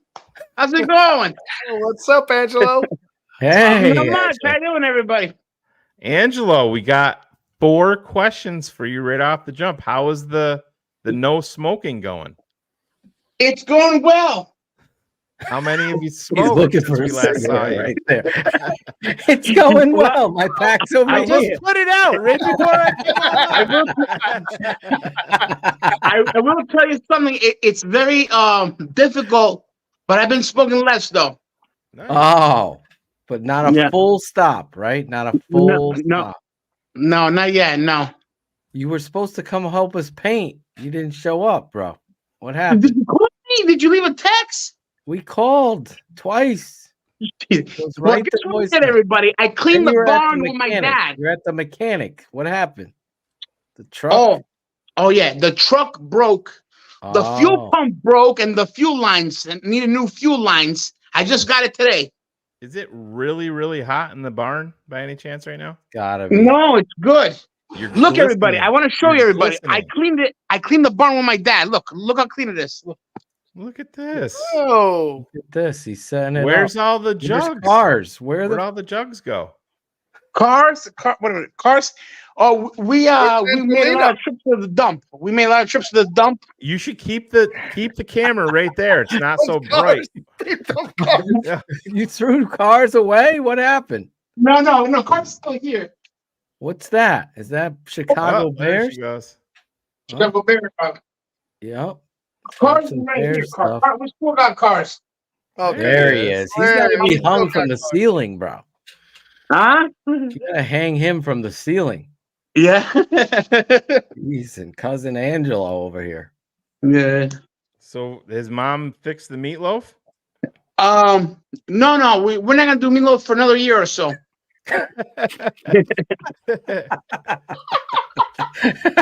That was the best. Angelo. Now it looks like what do you have a new so we have somebody new here on the podcast? Who's this guy? He is the owner of TTNL Network, Caden Whitlow. No. Oh, I bought it. Hello, how are you? Caden's Good, one how of are our you, Angelo? producers. Yeah, Good. one of Caden, our- have you been working on any Angelo reels or shorts for TTNL fans? Have you done any? I don't think I have. Now that's When was the last time disappointing. He was on. Oh, he was on what, a few weeks ago? Or He's on every a month week. ago? He was on. Every He had week. the, Weeks ago. you didn't hear his rant? You might not I know he was recognize on a him. few He's weeks got ago. a shirt on this time. You didn't hear his speech? What? Did he just freeze? I think we just lost Angelo. Angelo, There we go. Here. There he- what happened? Someone was calling you? No. We got a bigger strip.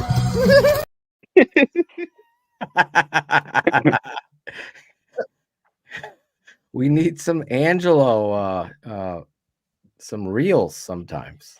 Now, Oh listen- yeah. Why not? Yeah, we're gonna make more. We're gonna make a lot more this summer. You know, everybody, I'm not the best looking tool in the shed, and I'm not the dumbest.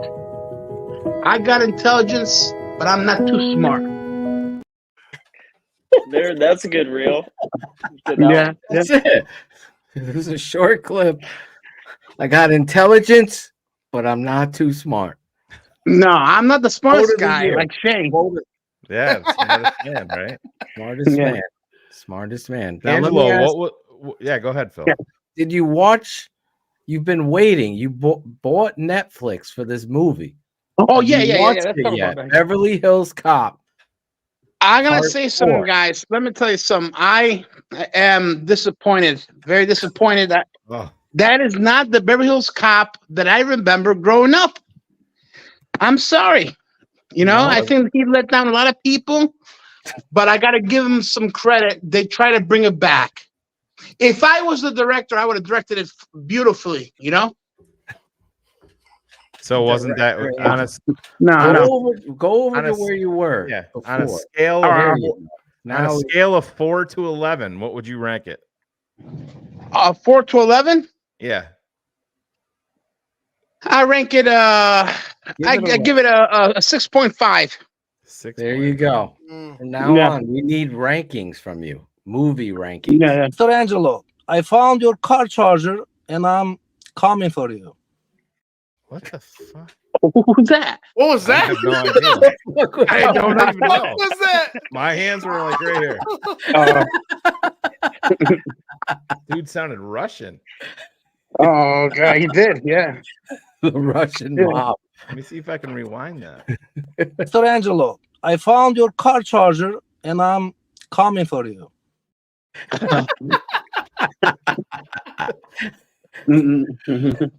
Yeah, that's a little scary right there. Yeah. He sounded like a nice Russian. Don't make Jeepers creepers. Don't make Angelo scared.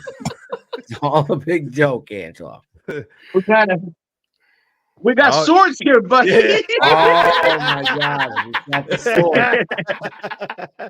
Oh man, that's great. Lee, what the hell is I'm not going saying on? that. Now the whole plan was to have you release my top 20. My top 20 rappers. You were supposed to shoot the video. But Angel's car broke down. We couldn't get a hold of him. The fucking swords. Shopping for swords. Can you see me all right, guys? Yeah. No, you're a little small. You're small. You're down where you were when you were moving to go get the cars cut out. It was perfect. Mr. Angelo, I found your car charger and I'm coming for you. Mr. Angelo.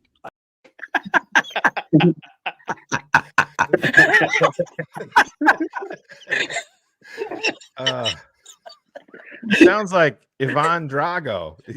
Yeah.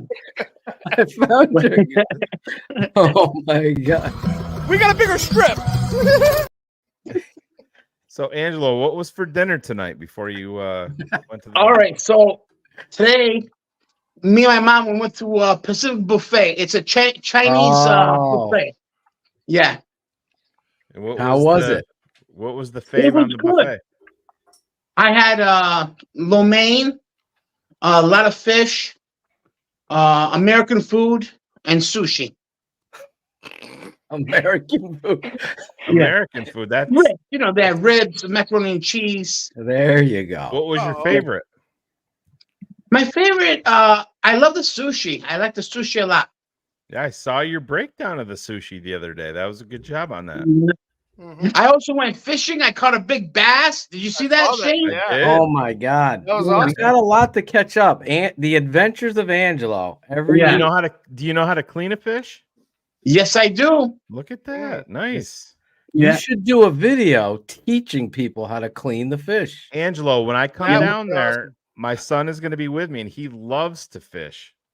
All right, we can go Jacob? to my special spot. I found this as I was coming back from Coach Phil's house. Okay. It's a secret It's a spot. treasure reservoir. Yes. Oh my Isn't God. it beautiful over there? Yes, That's where it you caught is. that fucking That sounds fish? like a clap trap. Yeah, that's where I caught the big fish. Yeah. The clap trap is in Thailand, Shane. Right? Oh, I thought that was where Angelo's special spot was. Oh, Angelo, you caught the fish over there. Yes. Wow. And he made me work for it. He made me work for it. He was going under, and I had to pull him up and reel. Holy cow. Oh man, what a workout! Did What you a catch, workout. catch Did and Mama release? Marino cook that guy up?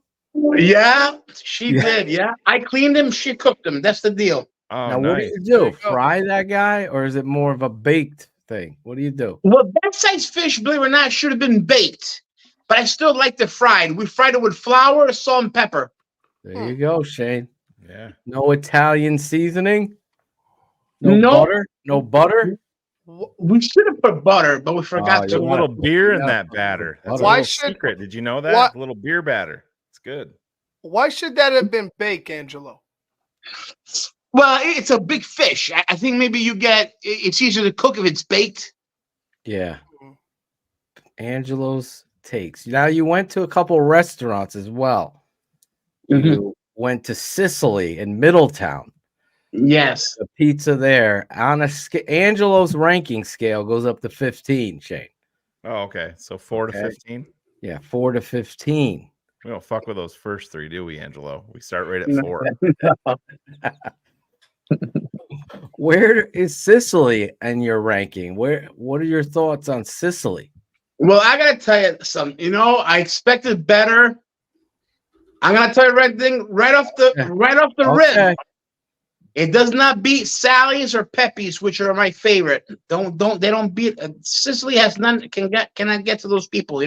Yeah, and you haven't even tasted modern yet. Wait till Shane comes and we go to modern with you. Yeah, we're gonna film that. My Hopefully, son was Ivan. just talking about it today. Freaking Angelo's ranking. So give me your score on Sicily pizza. Angelo Marino's ranking here. What is it? 15 being the highest. 15 being the highest. Yeah, we're gonna start at 4 and 15 being the highest. I will give it an 8.5. 8.5, Caden. Yeah. 8.5. Phil, do you agree? Phil, do you agree? Nope. Why? Sean Stewart with a super chat saying, "Love to see you on the show, Angelo." Thank you. I'm so happy to be on the show. We are happy to have Angelo back here. He's Super straight chats are up- open for Angelo. All super chats come in All while Angelo super is on chats, air. when Angelo is on air, Go go directly to the Angelo. the Angelo Seabass Fund. The we can go- Seabass cook. It was fresh water, Shane. Oh, the even better. fish was fresh water. Yeah. Even That was better. a trout. What was it? That was a smallmouth bass. I think they said. Yeah. Okay. You had a It couple. was really good. And I want to tell you something. Yep. I am teaching my own self how to fish, and I'm loving it. It's like almost being like, the conductor of a symphony. Yes. Moving the fishing rod left and right, pulling the fish to make believe the worm's alive. Oh, You're enjoying yourself, the fishing. yeah. Yes, I like it. I like fishing. My father loves to fish. He was down here. We thought Angelo was going to come out to the football clinic, but again, his car was broken down. He didn't answer the phone. Angelo, you know who was out at the football clinic working? Coach O Senior. Coach O. Coach O Senior. He was hoping you were going to be there. Oh my God, I missed that one. Jeez. Yes. Your phone is going straight to voicemail, Angelo. Really? That's gonna be checked out. I'm surprised it's going that way. You should going. charge it. Mr. Angelo, I found your car charger and I'm coming for you.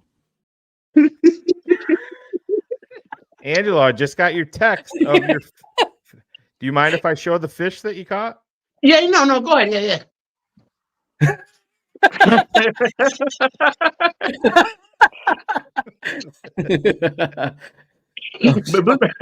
Show his real video. Do we have it? This guy had a huge fish. Yeah. Ivan, well, how much did it weigh, Angelo? About 14 pounds? No, 2 pounds. 2 pounds. 2 pounds. It looked big. Yeah. That's what she said, right, Angelo? Is that a largemouth bass, right? Largemouth? or Smallmouth. small? A smallmouth bass they call it. Smallmouth. Smallmouth. Yeah, I don't know. I'm not sure why they call them that way. Because they have small Neither mouths. am Like, Yeah. They have a smaller mouth than the largemouth. That's why I they guess call so. There's a lot of different kinds of basses out there, I guess, it sea bass. There's a largemouth bass. And this one here was particularly a smallmouth bass. There you go. There you go. We ate all the fish. I caught more than one, I caught all at once. I forgot what they were called.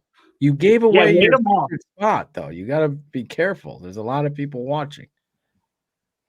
I'm Gotta be pretty sure people from Chicago are not going to come here to fish. But Well, there's people all over the world. We got Connecticut people watching in here. yeah. Tomorrow, There's- Angelo's spot. There's like 12 people. There's The 33 people from the people Pacific in, Buffet are there fishing There's too. 33 people in Russia watching now, apparently, according to my According to stuff your Wait. yeah. your showcase. Hey, there, did you got- shave? I Did you clean up a little bit? Yeah. So did I. I cleaned up too. I got I tired of noticed the that. mustache. Look Your- at you. Your video. And has anybody noticed how Phil has taken on the Matt Eberflus approach to his facial hair? What the? You're with the gray. Going more gray, putting a beard on. You know. Yeah, what I mean? somebody mentioned that last week. Really? Phil's No, I've always transitioning had into- this. I don't know. Look at Yep, this guy. there it is. Wow. Can I make that even Is bigger? that the big one or the small one, Angelo? Everybody, I That's caught a the big big one. bass in my secret fishing spot. I can't tell you where it is. Sorry, fellas. My first bass ever. I know. that Good guy. thing. I'm not even gonna lie. It's a good thing you have those suspenders on. I don't think those shorts would stay up at all.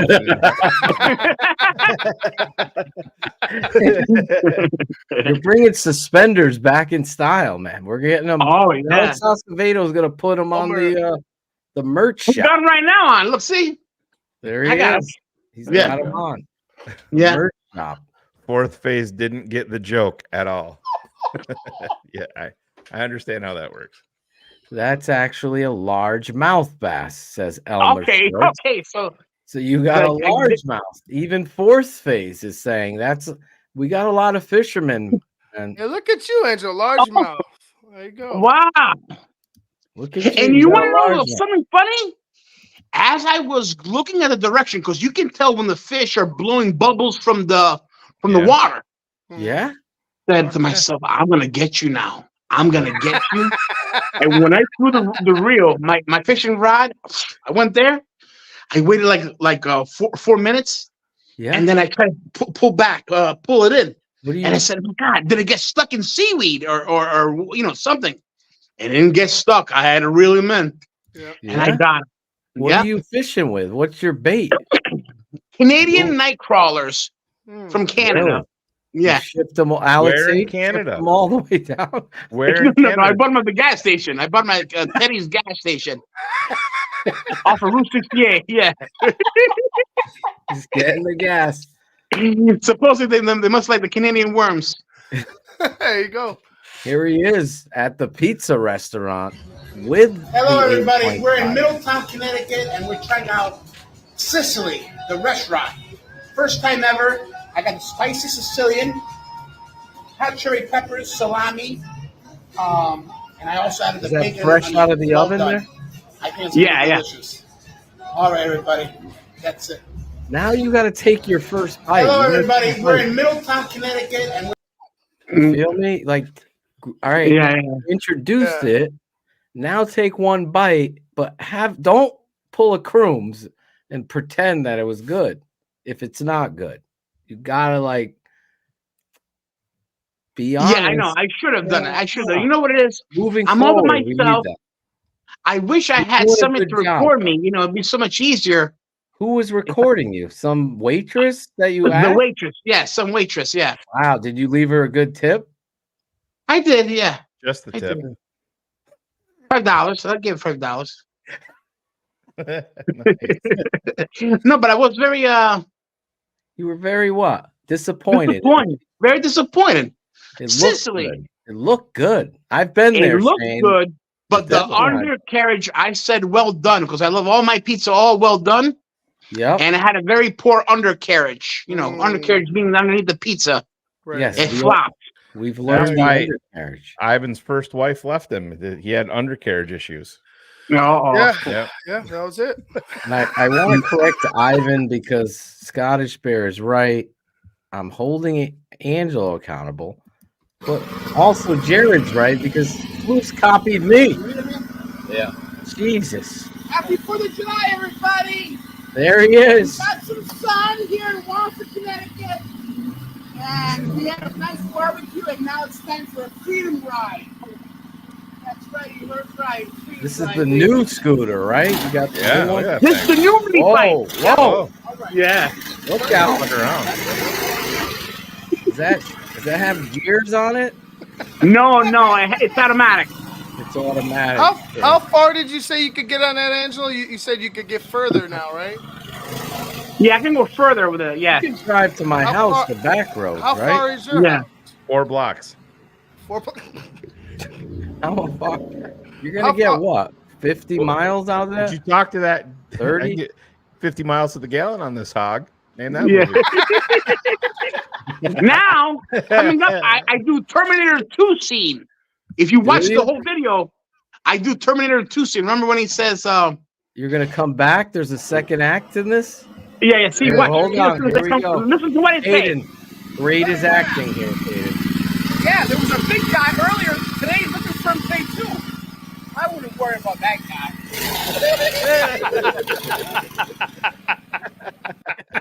Oh, That's from Terminator 2 Judgment Day. There you go. Yeah. That's one of my favorite movies ever. Dude. It is.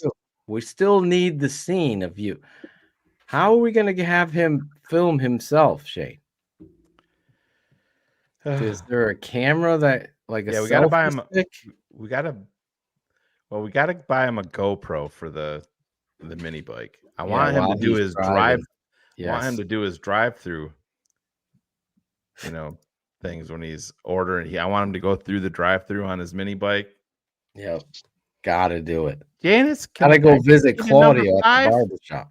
I need a number 5 large fry, some tater tots, and a Diet Coke, please. Oh God!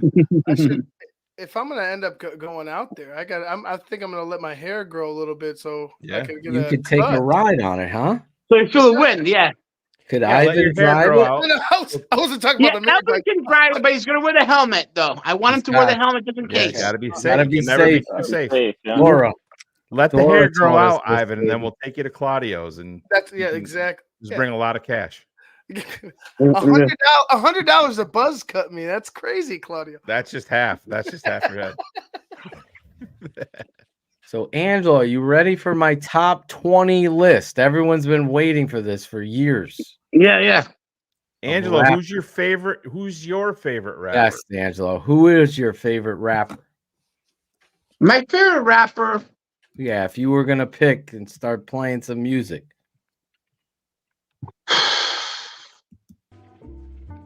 Oh my God, I have so many. You know what? That's it. Ice Cube. I like Ice Cube. Ice Cube. Yeah. Look at you. Ice.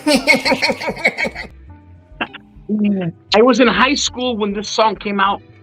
You can put your back to it if I don't know if you know the song I'm talking. You can put your back to it.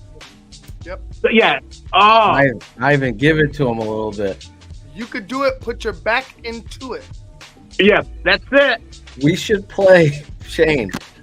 We should play trivia with Angelo if he can guess songs on a show later. To be determined. we We can't put play a the lyric and he has to guess it. Oh, okay.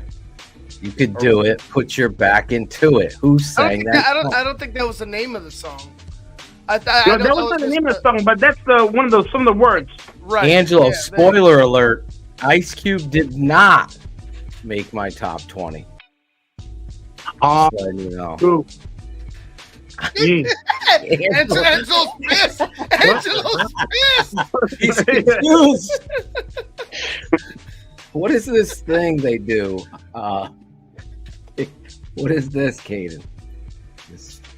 What? This? What do you mean? Keepity Riz, they do something like this. I have no idea. Hey, Angelo, I have honestly a don't know. trivia question for you. Someone needs to tell me. Yeah.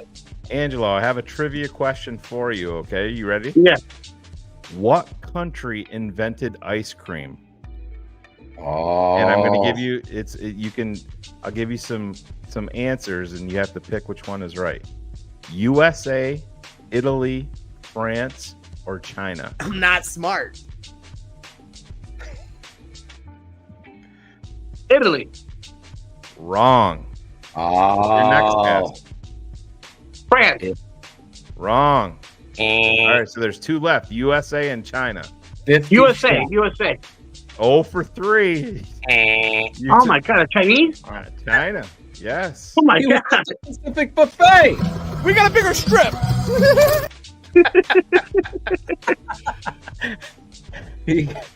Angelo would be off the show. He would be eliminated, or does he get another shot? I don't know. We will figure that out. That'll be fun. I want your reviews. Are you going to go to some more restaurants? Yes. This week? So that's what you got. You got to take a taste of it, then take another, and give us your. This is really good. Remember, your scores are from 4 to 15 being the best. 15 is the best. And 4 is the worst. If there's a good-looking girl at the drive-thru, you need to tell her, I get 50 miles to the gallon on this hog. That needs to be your pickup line. Yeah. Sounds good, right? Angelo, you're smoking. I know. I'm a little nervous. Tonight. The Russians got him scared. So Angelo. Everybody's hitting it. So Angelo, I found your car charger and I'm coming for you. At first, I thought the guy was Spanish, but then I listened. He's Russian. Definitely not Spanish. All right, we're gonna get a lot. I'm gonna get a lot of hate or love. Who knows, Shane? Shane, we've been waiting to do this. We're gonna work back from 20. And yes, let's just make this known. This is Phil. This is my list. Phil and Shane's list.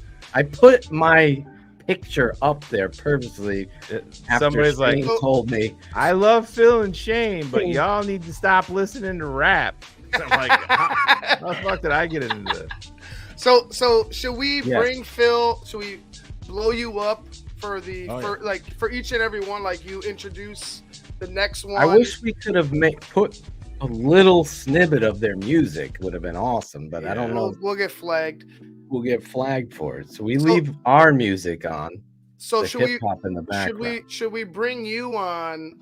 Tell them the number, explain why, and then we discuss each one, or do you want to just have it like?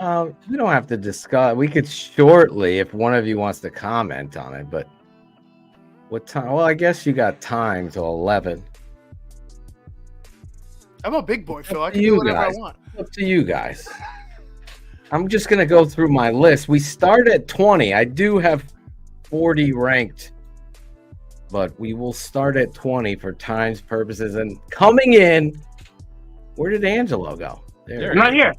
Coming in at number 20 is DMX. Ooh. DMX. Wow. Ranked 20 on TTNL Draft Dr. Phil's list. Are you a fan? I am a fan, and I'm shocked that he's even made your list. Really? Because he would not have made my top 20. He's not in your top 20. He's one of my favorite. No, he wouldn't be mine. I don't know like one song of his. Really? Did you say DMX? Yes. Okay. DMX. Shane, are you a fan? Yeah, I mean, I'm kind of with Caden. It's very limited. I mean, I wouldn't have him in my top 20. All right. What about Akon, Phil? You like Akon? I do like Akon, but he's not in my top 20. Akon's more of a singer. He's a hook creator.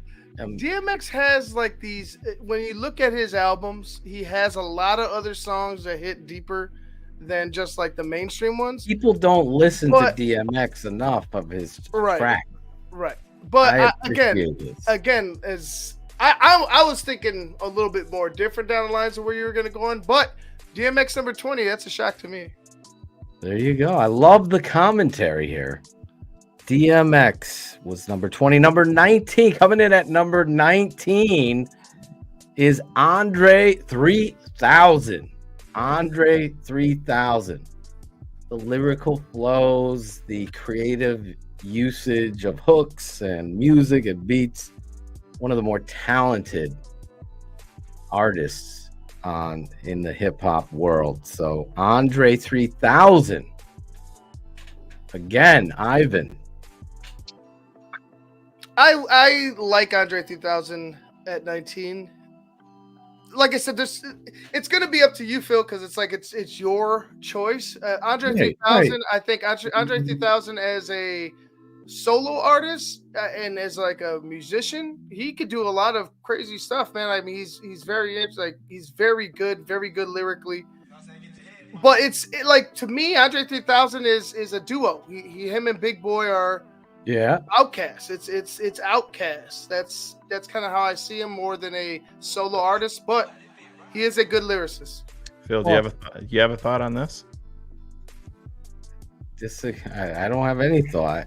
There's going to be a lot of disagreements, but Andre, I look at the lyricist, even in Outkast, you have to stack the records and listen to the creativity of an MC.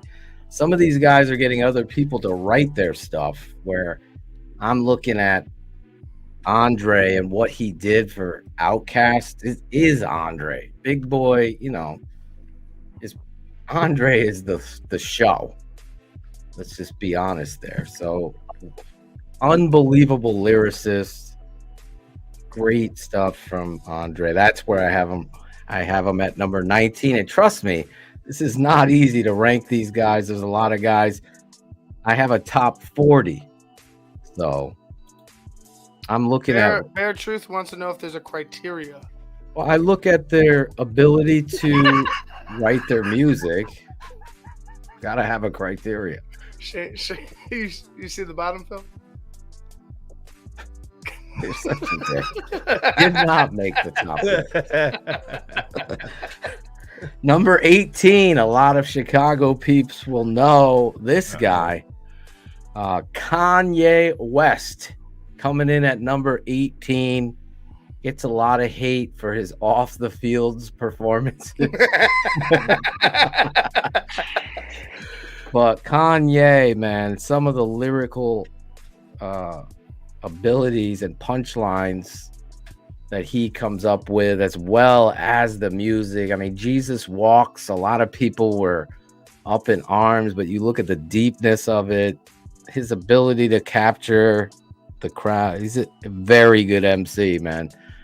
He started as a producer that everybody went to, and he really dreamed of what he was doing, of what he wanted to do. Kanye West deserves the number 18 spot. I'll say this. Go ahead. I used to hate on 808 and Heartbreaks and stuff like that, and there's just been some of his beyond his beginnings, right? Mm-hmm. Certain people have critiqued it heavy, but you can't deny the influence he's had in hip hop, period. And you can't deny that he is one of the most talented, hip hop artists that's ever lived. He really is. That's why he's in my top 20. Kanye, top 10 for me. Not gonna lie. He's in your top 10. It's a different perspective, I guess, because I'm a little bit. No, I love it. You grew up with Kanye. Yeah. So I'm growing up when hip hop began, because in 1973, when I was born, in 1970s, I'm going to Brooklyn, New York with my parents, and the Sugar Hill Gang is on the fucking airwaves. And I still remember my mom.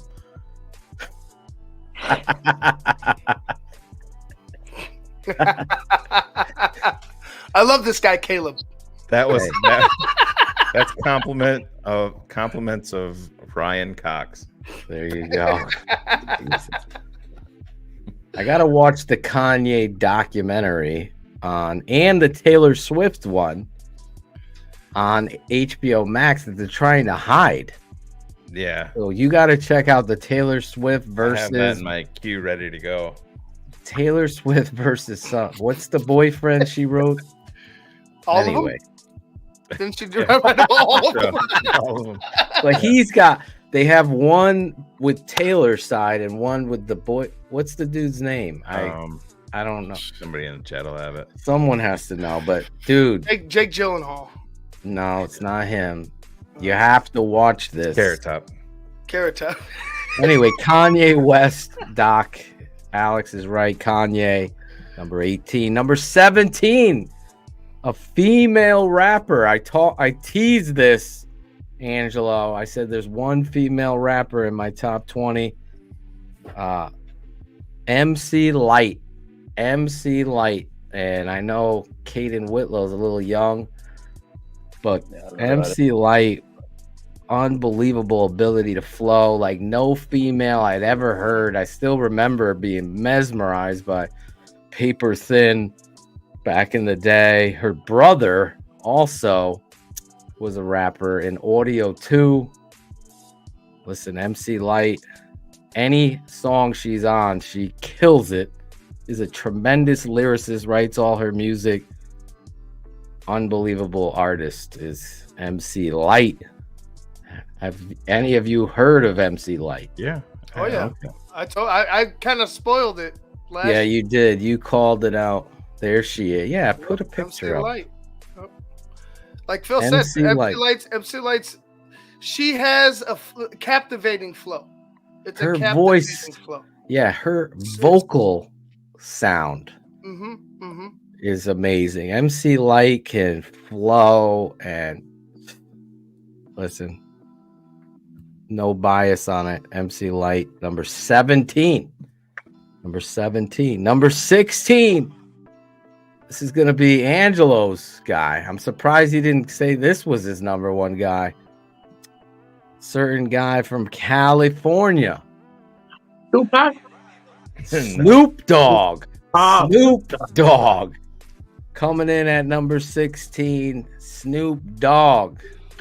I was first introduced to Snoop Dogg when I heard 187 on an Undercover Cop. Deep Cover. Deep Cover. Oh my God.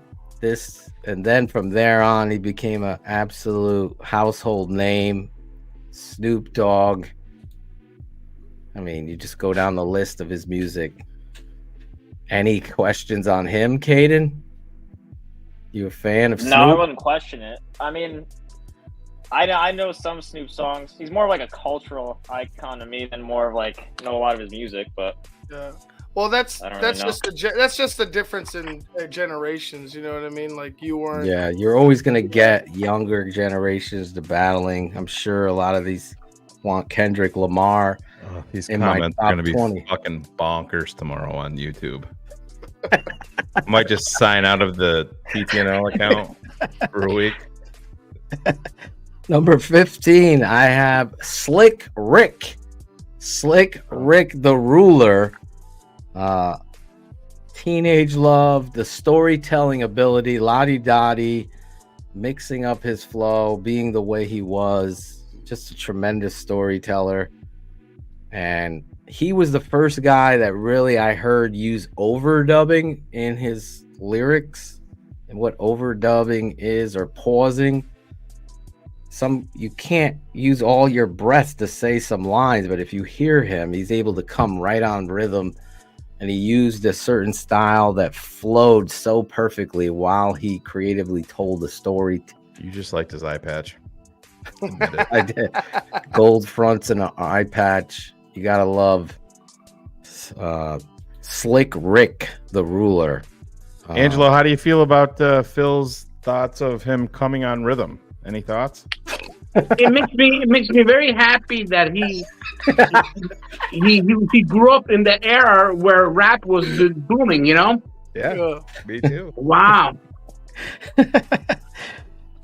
Number 14. Number 14 is a guy from a band or a group rather, but I just think the world of this guy.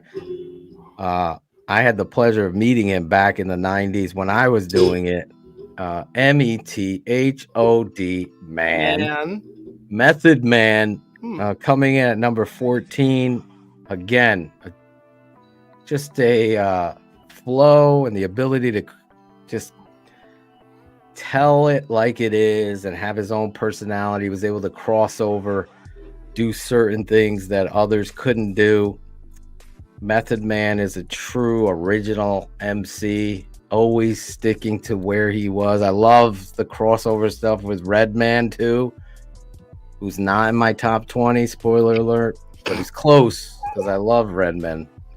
Steph, my wife, loves Redman and Method Man, but Method Man coming in at 14. Number 13, you guys could jump in if you have a comment. He's one of my favorite artists all time, Busta Rhymes. Oh, nice. Busta Rhymes, just tremendous artist. I don't know if you saw Behind the Music with Busta Rhymes. Paramount Plus now has all the Behind the Musics.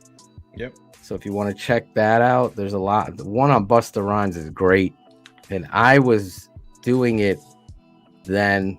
I was rapping then when Busta, and I had the pleasure of actually talking to him, strategizing about music back in the day when he was with Leaders of the New School. So Busta Bus. I didn't know the whole story behind him and Charlie Brown, which is amazing. But anyway, Leaders of the New School. Then he became a solo artist. Busta Rhymes, row, like a dungeon dragon. Angelo, you like Busta Rhymes? You like Busta? Yeah. He was also in a couple of movies. I think he was in the Michael Myers movie. Oh yeah. Did he get killed too early? No, he actually survives. He says to Michael Myers got burned. How you like that, Mikey? You burned? You know? Yes. Yeah. Yes. Yeah. The crossover scenario with Tribe Called Quest. That's where he hit. And anyway, my number 12. 12, Most Def. Most Def. You talk about one of the most articulate, thought-provoking lyricists. He's not gonna be played on the air on the top 40 countdown with fucking Ryan Seacrest, but when you listen to a Most Def track, you just hear the lyrics and what's involved in his thought process and the flow. I love Most Def. Any comments on him, Ivan? I saw you. No, I mean, Most Def, like I said, again, I think he's a little bit higher in my opinion. You have him up. You have him in your top. He would be. If it were me, like I said, I haven't gone through any type of list, so like I'm thinking maybe I move him up a little bit more. But Most Def, again, you can't deny the lyrical ability. You can't deny the amount of tracks that he's been on, that he's collaborated with, that he's put out himself, that have been bangers. You know what I'm saying? That have actually, boom, helped out whoever he's collaborated with, and Yes. that track become a number one or what have you, or one of his tracks becoming something like that. He's just a overall great MC. Totally agree. Most Def. Well said there. Number 11. This guy is not talked about a lot. He had a short life. That's why. But when you play his music, and I ask any young person like Caden Whitlow to get on their Spotify and check out my number 11, just outside the top 10 is Big L. Big L. Honestly, the punchlines and the ability to create his lyrics is, I mean, he could have been the best all time if he was able to live further. Big L. That's Big L is very underappreciated. A lot of people forget about him. The casualties of the dice game. There you go. Big L. Now my top 10. Angelo. You've been waiting for this. Tupac is not in it. Do you know how old he was when he died? Who, Tupac? Big L. Big L. How old was he? 30. No, I don't. 26. Oh, 26 shit. years old. Damn. Jesus. Q-Tip. Number 10. Q-Tip. Had the pleasure of opening for the guy, meeting the guy. Amazing person, but an even better, authentic voice. Creative punchlines. I always loved the fact that he was searching out the boom bap beat to flow on. His voice is so unique, and he could do underground. He can go and be a pop icon. Q-Tip is just outstanding. In my top 10 at number 10. At number 10. Any commentary on him? I mean, yeah. Oh, go ahead, Shane. No, I didn't have anything. Yeah, I mean, like he's one of the greats. Does Angelo know Q-Tip? Does he know who he is? I use them in my ears every other day. Those are the Q-Tips I know. That's it. Yes, you don't want to put them in too far, Coach. No.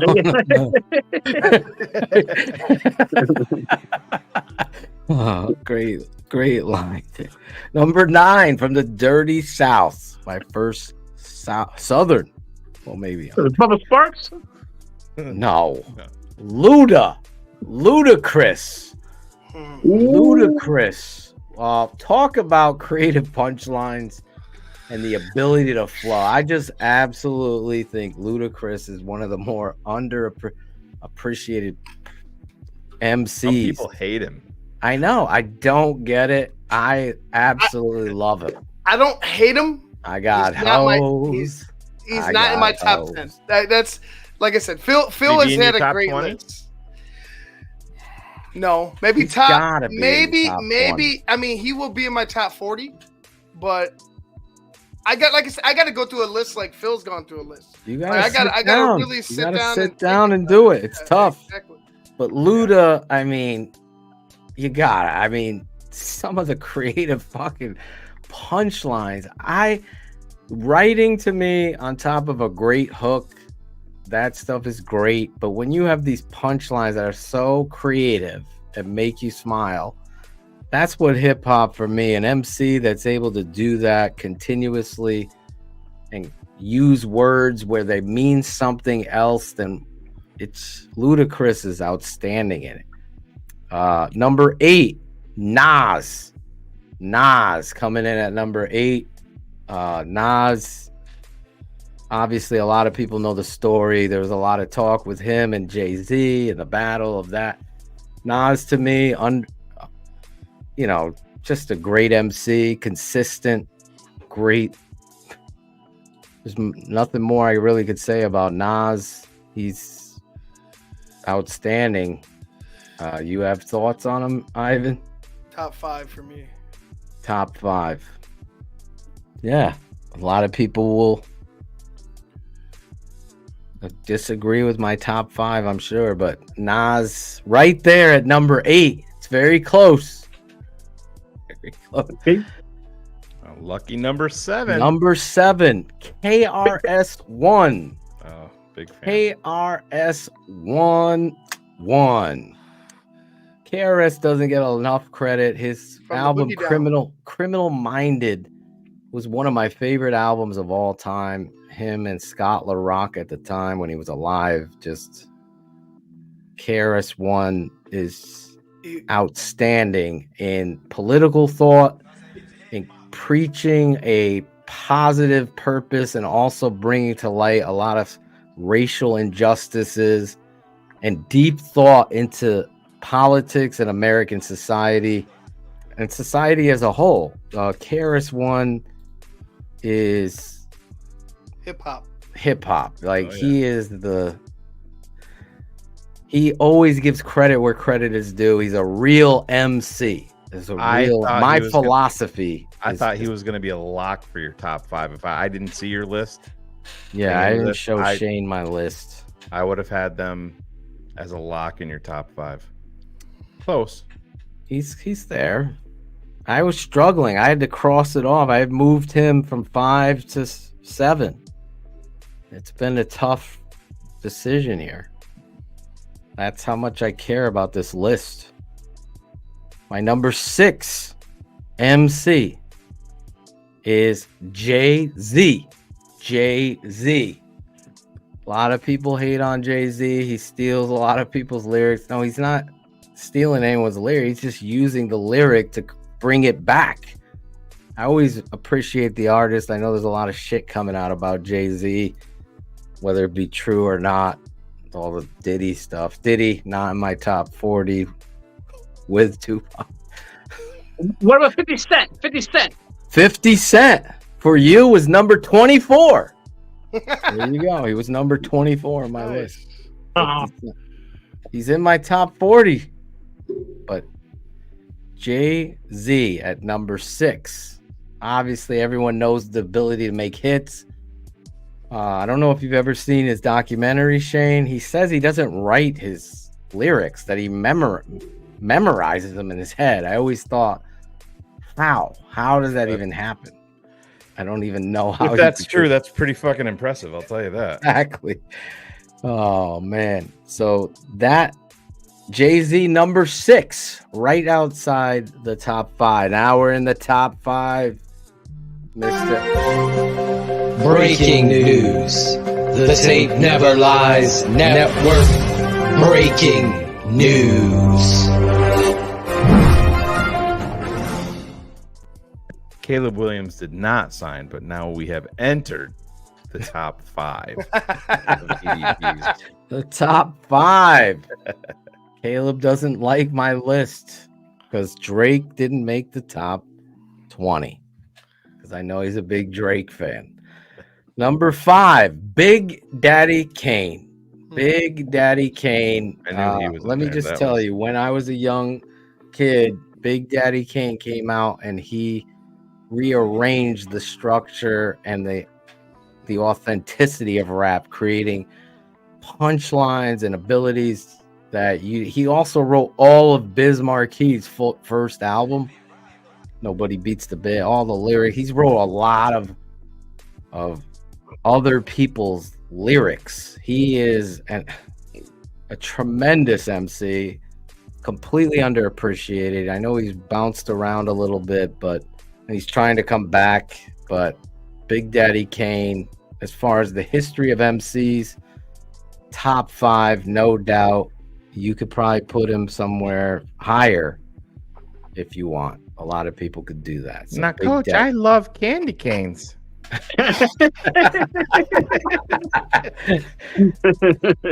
Oh man, Big Daddy Kane.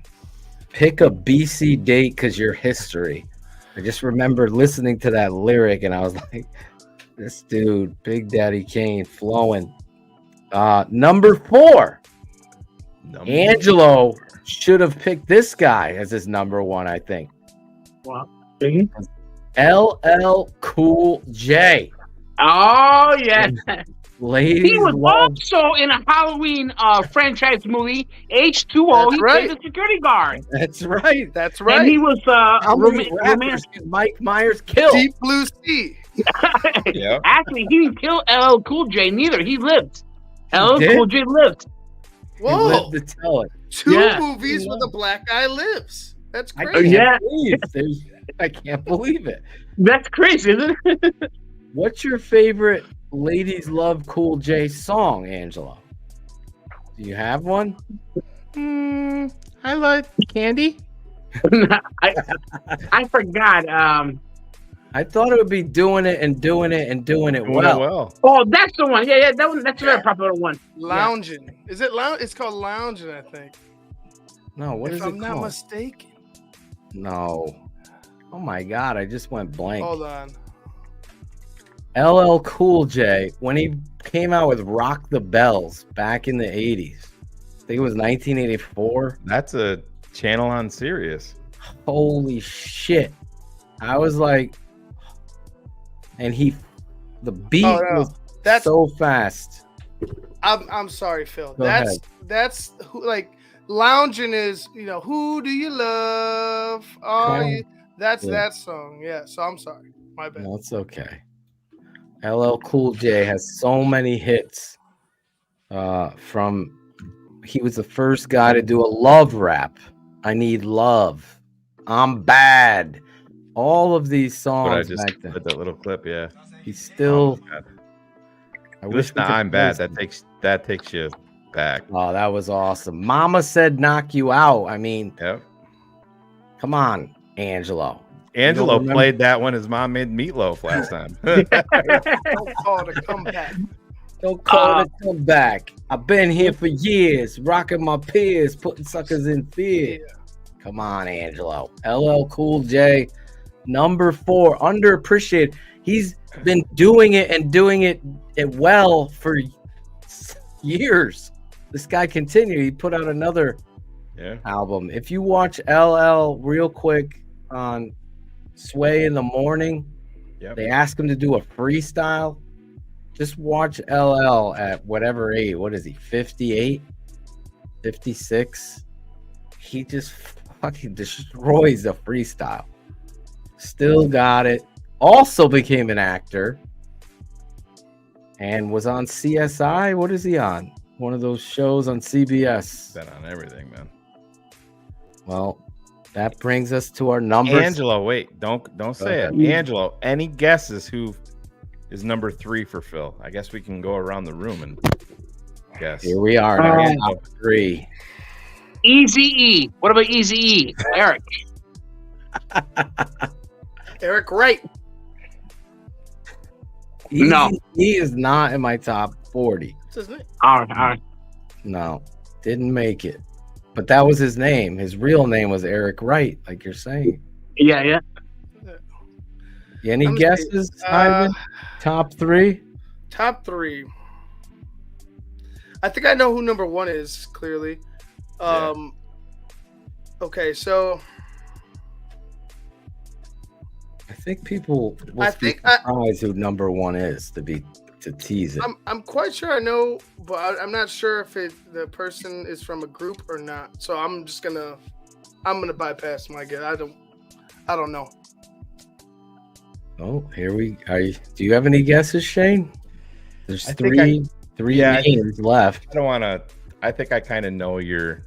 After all these years, I think I kind of know your where we're at now. But go ahead. Anybody else have a guess? You have a name on the list? If I could guess, I'll say. I don't think I got yours. I'll say the Guru. No. No, wait a minute. I got it. Okay. Wu-Tang. That's a group. That was a group. Greg Olson. G-Reg? No. The KRS-One was already. KRS-One was already announced. Uh-oh. Here we go. Number 3. Number 3 is a certain guy from Detroit. Eminem. Number 3. Nobody could fuck with Eminem on a battle rap or freestyle. It's not even worth it. Whatever that white trash kid, whoever tried to come at him and he just destroyed him. Coach, oddly enough, also a fan of Eminem's. Not in your mouth, not in your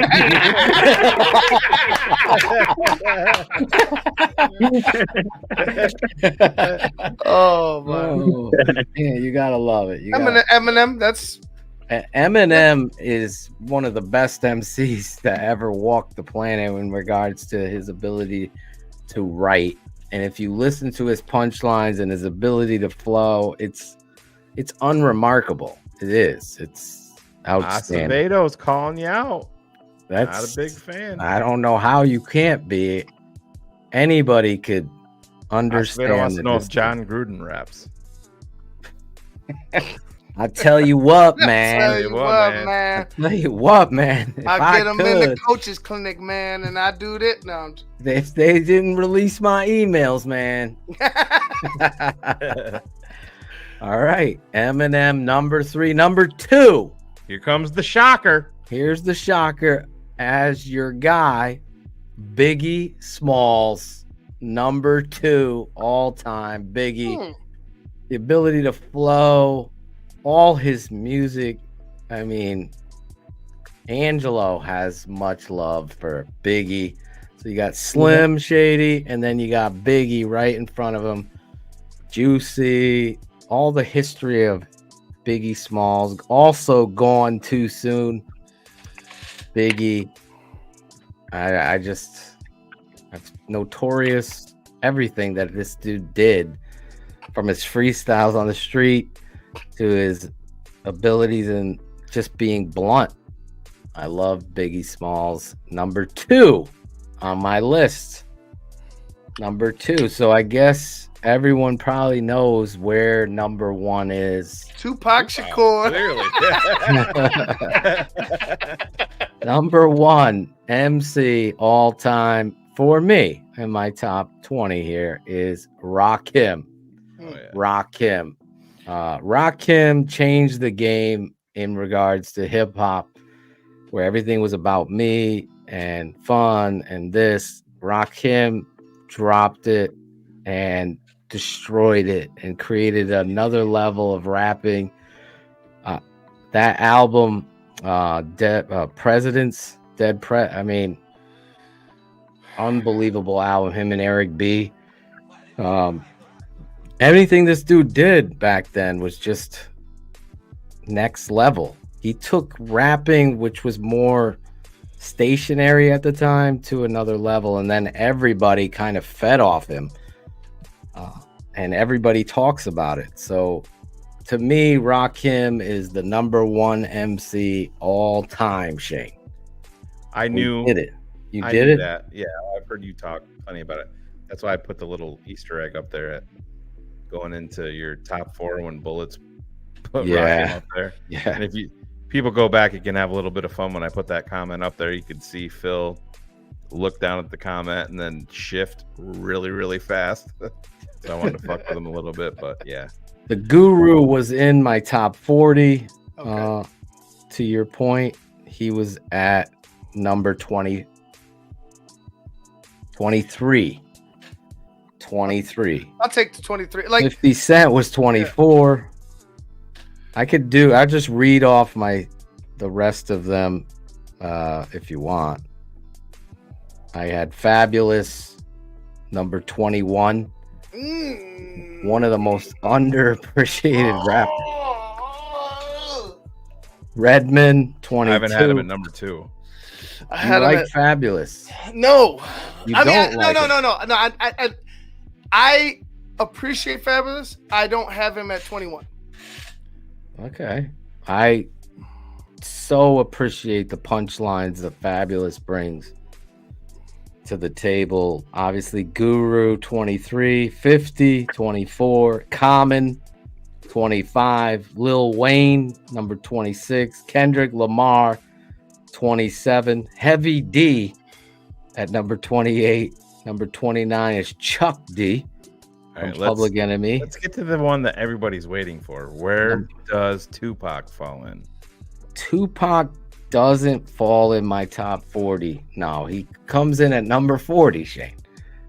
Number 40. So Chuck D, Scarface, 30, 31, J. Cole. Ivan, you want to take over YouTube comments tomorrow? Yeah, I could join. 32, Drake. 33, Missy Elliott, Angelo. 34, Reverend Run. Run DMC, Reverend Run at number 34. Number 35, Eric Sermon. Number 36, Fat Joe. Number 37, Cool G Rap. Number 38, Keith Murray. Number 39, Big Pun. And number 40, Tupac. There you go. There's the top 40, Shane. We did it. We finally did it. It's in the audio. I feel like if Phil could have put Tupac at number 75, he would have. I probably would put, if I look more, I probably got a couple guys a little bit better than Tupac as well. Like Jizza probably deserves over Tupac. I think Jizza, yeah. Tupac, to me, I just am not a fan. Just never have. I don't hear it. I don't see it. Is he still alive? See, Jizza, his voice is still alive. His voice, because it's digitally recorded. You know. Yes, you're right. Yep. Biggie's voice is still alive too. Mm-hmm. Yeah. Ice-T didn't make my top 40, obviously. Even though I loved the song Reckless back in the day. But there it is. Finally did it. Just Just ignore the YouTube. Missy definitely over Tupac. Missy changed the game. Coach Phil. Yes. In the movie Beverly Hills Cop, Axel Foley. Yes. There was a song played by Mary J. Blige in the movie. Oh yeah. Let's bring it back to Capone. Dun, dun, dun, you know the one I'm trying to talk about? We gotta let you sing this a little bit. Could we do karaoke with Angelo? No, but I don't know how to sing it though. Oh, okay.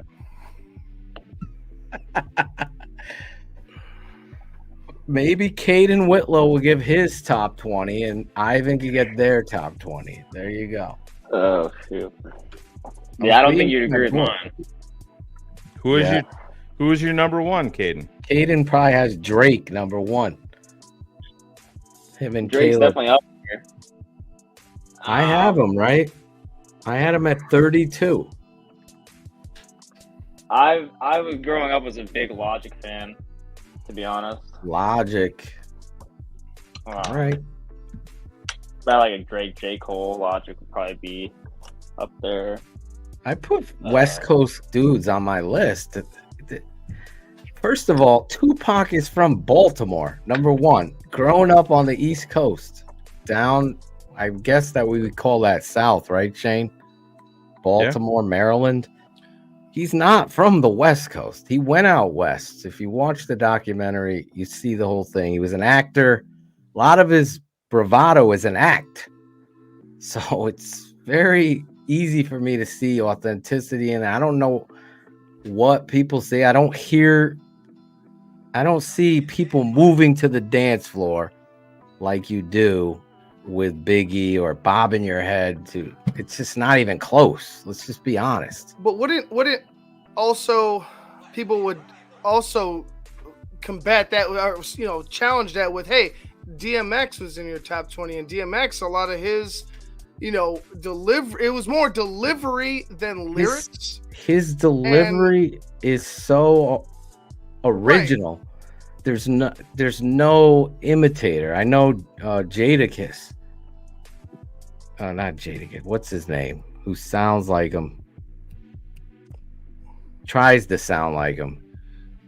I don't know. Greg, you can make your top 40 list, right, Shane? We can get Greg to make a top. I don't have any bias. Hip hop was born in the thing. Everybody is East. This is East. Phil's list, and you're like, Phil, you're wrong about your list. I'm not sure if you realize that. Ja Rule, thank you. Ja Rule try to sound a little bit like DMX, but DMX is like, you're getting pumped. DMX had so much energy. It was authentic, and the punchlines within it. And I understand the situation, but Biggie versus Tupac is like Caleb versus Justin. There you go. That's exactly what I think too. Thank you, Charles, by the way. I appreciate you. That's who I was thinking of, Ja Rule, not Jadakiss. Listen, hip hop to me was my life. So I looked at this very fairly, took it very seriously. And that's my list tonight, Shane. Finally got it out there. Got Angelo on here with us tonight. Yeah. He was supposed to read off my list one by one. And then we could play the music in the background. But we couldn't get a hold of you, Angelo. The mechanic. That's life, guys. The large or smallmouth bass. The phone charger. Everything was getting in the way. We were going to give a little snippet. Mr. Angelo, I found your car charger and I'm coming for you. Let's dance, buddy. Let's have a nice dance in the bar. Oh. So we had a good night. Shane, we're going to wrap it up. Yeah, just keep talking. I'm working on something. Okay. He's working on something. Ivan, you going to do your top 20 list? I think I might. I might inspired you. Yeah, I think you've inspired me enough to do it. Like it, I'm sure. Like I said, I'm sure you went back and forth. Like This is Oh Phil's my list. God! Like You saw all the yeah. crossouts the last time. Right. So I'm sure you're battling back and forth. So I would be, yes, I'm going to do it. And I'll be doing the same thing with my top 40 rappers of all time. Or There you go. hip hop artists of all time, whatever you want to call them. MCs. MCs. We'll say MCs. MCs are like, you have to do it. I know a couple people sent me one. John Necrone sent me his. His was pretty close to mine. He had Cool G Rap a lot higher on his list. I love Cool G Rap, but I didn't put him in my top 20. Who also, and by the way, Greg, hip hop was born in the East Coast, right? So when I was growing up, Rakim, Big Daddy Kane, KRS-One, Run DMC, the Beastie Boys, Fat Boys. We go down the list. Then there's some Philly rappers like Will Smith didn't make my top 40. Steady B. There's a bunch of Philly rappers that had some influence. Then you went down south. If you've never seen the documentary on Netflix, Hip Hop, you should check that out too. The kid does a great job going into the story and then going and visiting different parts and how techno music in Detroit and house music in Chicago, or is it the other way around? I think it's house music in Chicago influenced hip-hop artists there. Listen, hip-hop is now worldwide, just like TTNL, Shane. That's right. Angelo has no clue on it. What are you smoking, a Newport? No, Marlboro Light. Come on now. Newport, Phil, really? I don't know. That's the only one I know. Marlboro Light? Yeah. What's the light? Angelo's an American. He smokes cowboy killers. What's the light? Yeah. What's the light? You don't get a rich tobacco taste. According to the science, it's much better for you. Yeah. Yeah. Oh, I love it. The banners. I was trying to put that number one Master P. Master P. Master P. Look at those headlights. Master P. Those headlights. Angelo, what's going on with a frog? What frog? Oh, I don't know. It's a big frog. Those are nice headlights. Yeah. Nice. Shane, my son Tate asked me, he's like, can you ask Shane to put his YouTube channel up so he can get more followers? Oh. I said I would. Footballer Tate. Oh, that Angelo. was in the banner. I didn't know what the fuck that was. I deleted it. Yeah. My bad. Footballer Tate On YouTube. He wants Everybody go. Everyone subscribe. go give him a subscribe. He's making some NFL edits. He spends time on these things, Angelo. Maybe he can start filming you. You could take him with you. Yes, I will. I'll be his uncle. Uncle Angelo. I like to be his uncle, Phil, if that's okay with you. You have to come over, Angelo, again. Yeah. Are you going to come and jump in the pool? Yes, yeah. Man, yeah. It's very hot. When you Call jump me. into I'll the bring pool, the humble hot dogs, all right? I'll bring the Hummel. hot dogs. Gotta have Hummel. Angelo, when you jump in the pool, do you dive in or do you do a flip or like cannonball? No, I do a cannonball. Cannonball. Definitely a cannonball. You do like the Ron Burgundy? Yeah. Scream before you do it? I can do it. Yeah, I can do it. We need that on tape. All right. Angelo, belly flop competition coming up on TTNL. Angelo's belly flop. Have you ever done that, Angelo? You just jump and you just land. I'm pretty sure they call that the worm too, right? Don't they call that the worm? No, that's the early bird. Yeah. The early bird gets the You've never did a belly flop where you just jump out and you just land flat on the water and it just. Oh smacks? yeah, I have. Yeah, it hurts. Those hurt. There you go. Yeah, it's tough. It's tough. Have you ever swam in that lake, Angelo? No. Would you swim in a lake or you get creeped out? I would get creeped out, like, because Jason. I would think like Jason is inside that lake, What about Lake Michigan? I totally knew it, Shane. He's worried about Jason in the lake. Hey, Angelo, you want to know something funny? Right close to my house, I live on the St. Lawrence River, but very close to where I live, there's a lake called Crystal Lake. Oh, okay. Yep. Camp Crystal Lake. Yeah. They have tours. You know what that's from, right? Yeah, Jason. Yeah. Would you swim in that? For a little bit, I would need some kind of weapon just in case the son of a gun comes out of the water,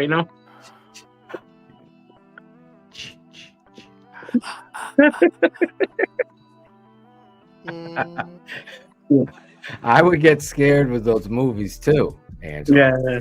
Friday the 13th. Now, Coach Phil, have you fished in that reservoir? Right? No, I don't really go fishing. My father loves to fish. I'm telling you something. It's fun. It's a lot of fun, man. Listen, this guy's Milkshake Mike, his town is Crystal Lake. Oh, really? Wow. I thought they have a tour, Shane, that you could go and stay at Crystal Lake where it's filmed. And I believe it's in Connecticut or Mass. I can't remember. And we can send Angelo for the weekend. Yeah, we'll pay for it. Angelo, will you go? For it. I would go, yeah. You would do it? I would do it. Yeah, I would do it. Yeah. Hey, if there's any hot girls, I don't know who's going to sign up to You know go what you could do, Angelo? Just take Mama's meatloaf with you. He will not even come around. Yeah. You'll be Well, safe. you got to wait a whole year for that now. Yeah. But one thing I love about those movies is are all the hot girls, all the hot girls. Can we look, where was it filmed? Because Crystal Lake, Camp Crystal Lake. Illinois. Is it in Illinois?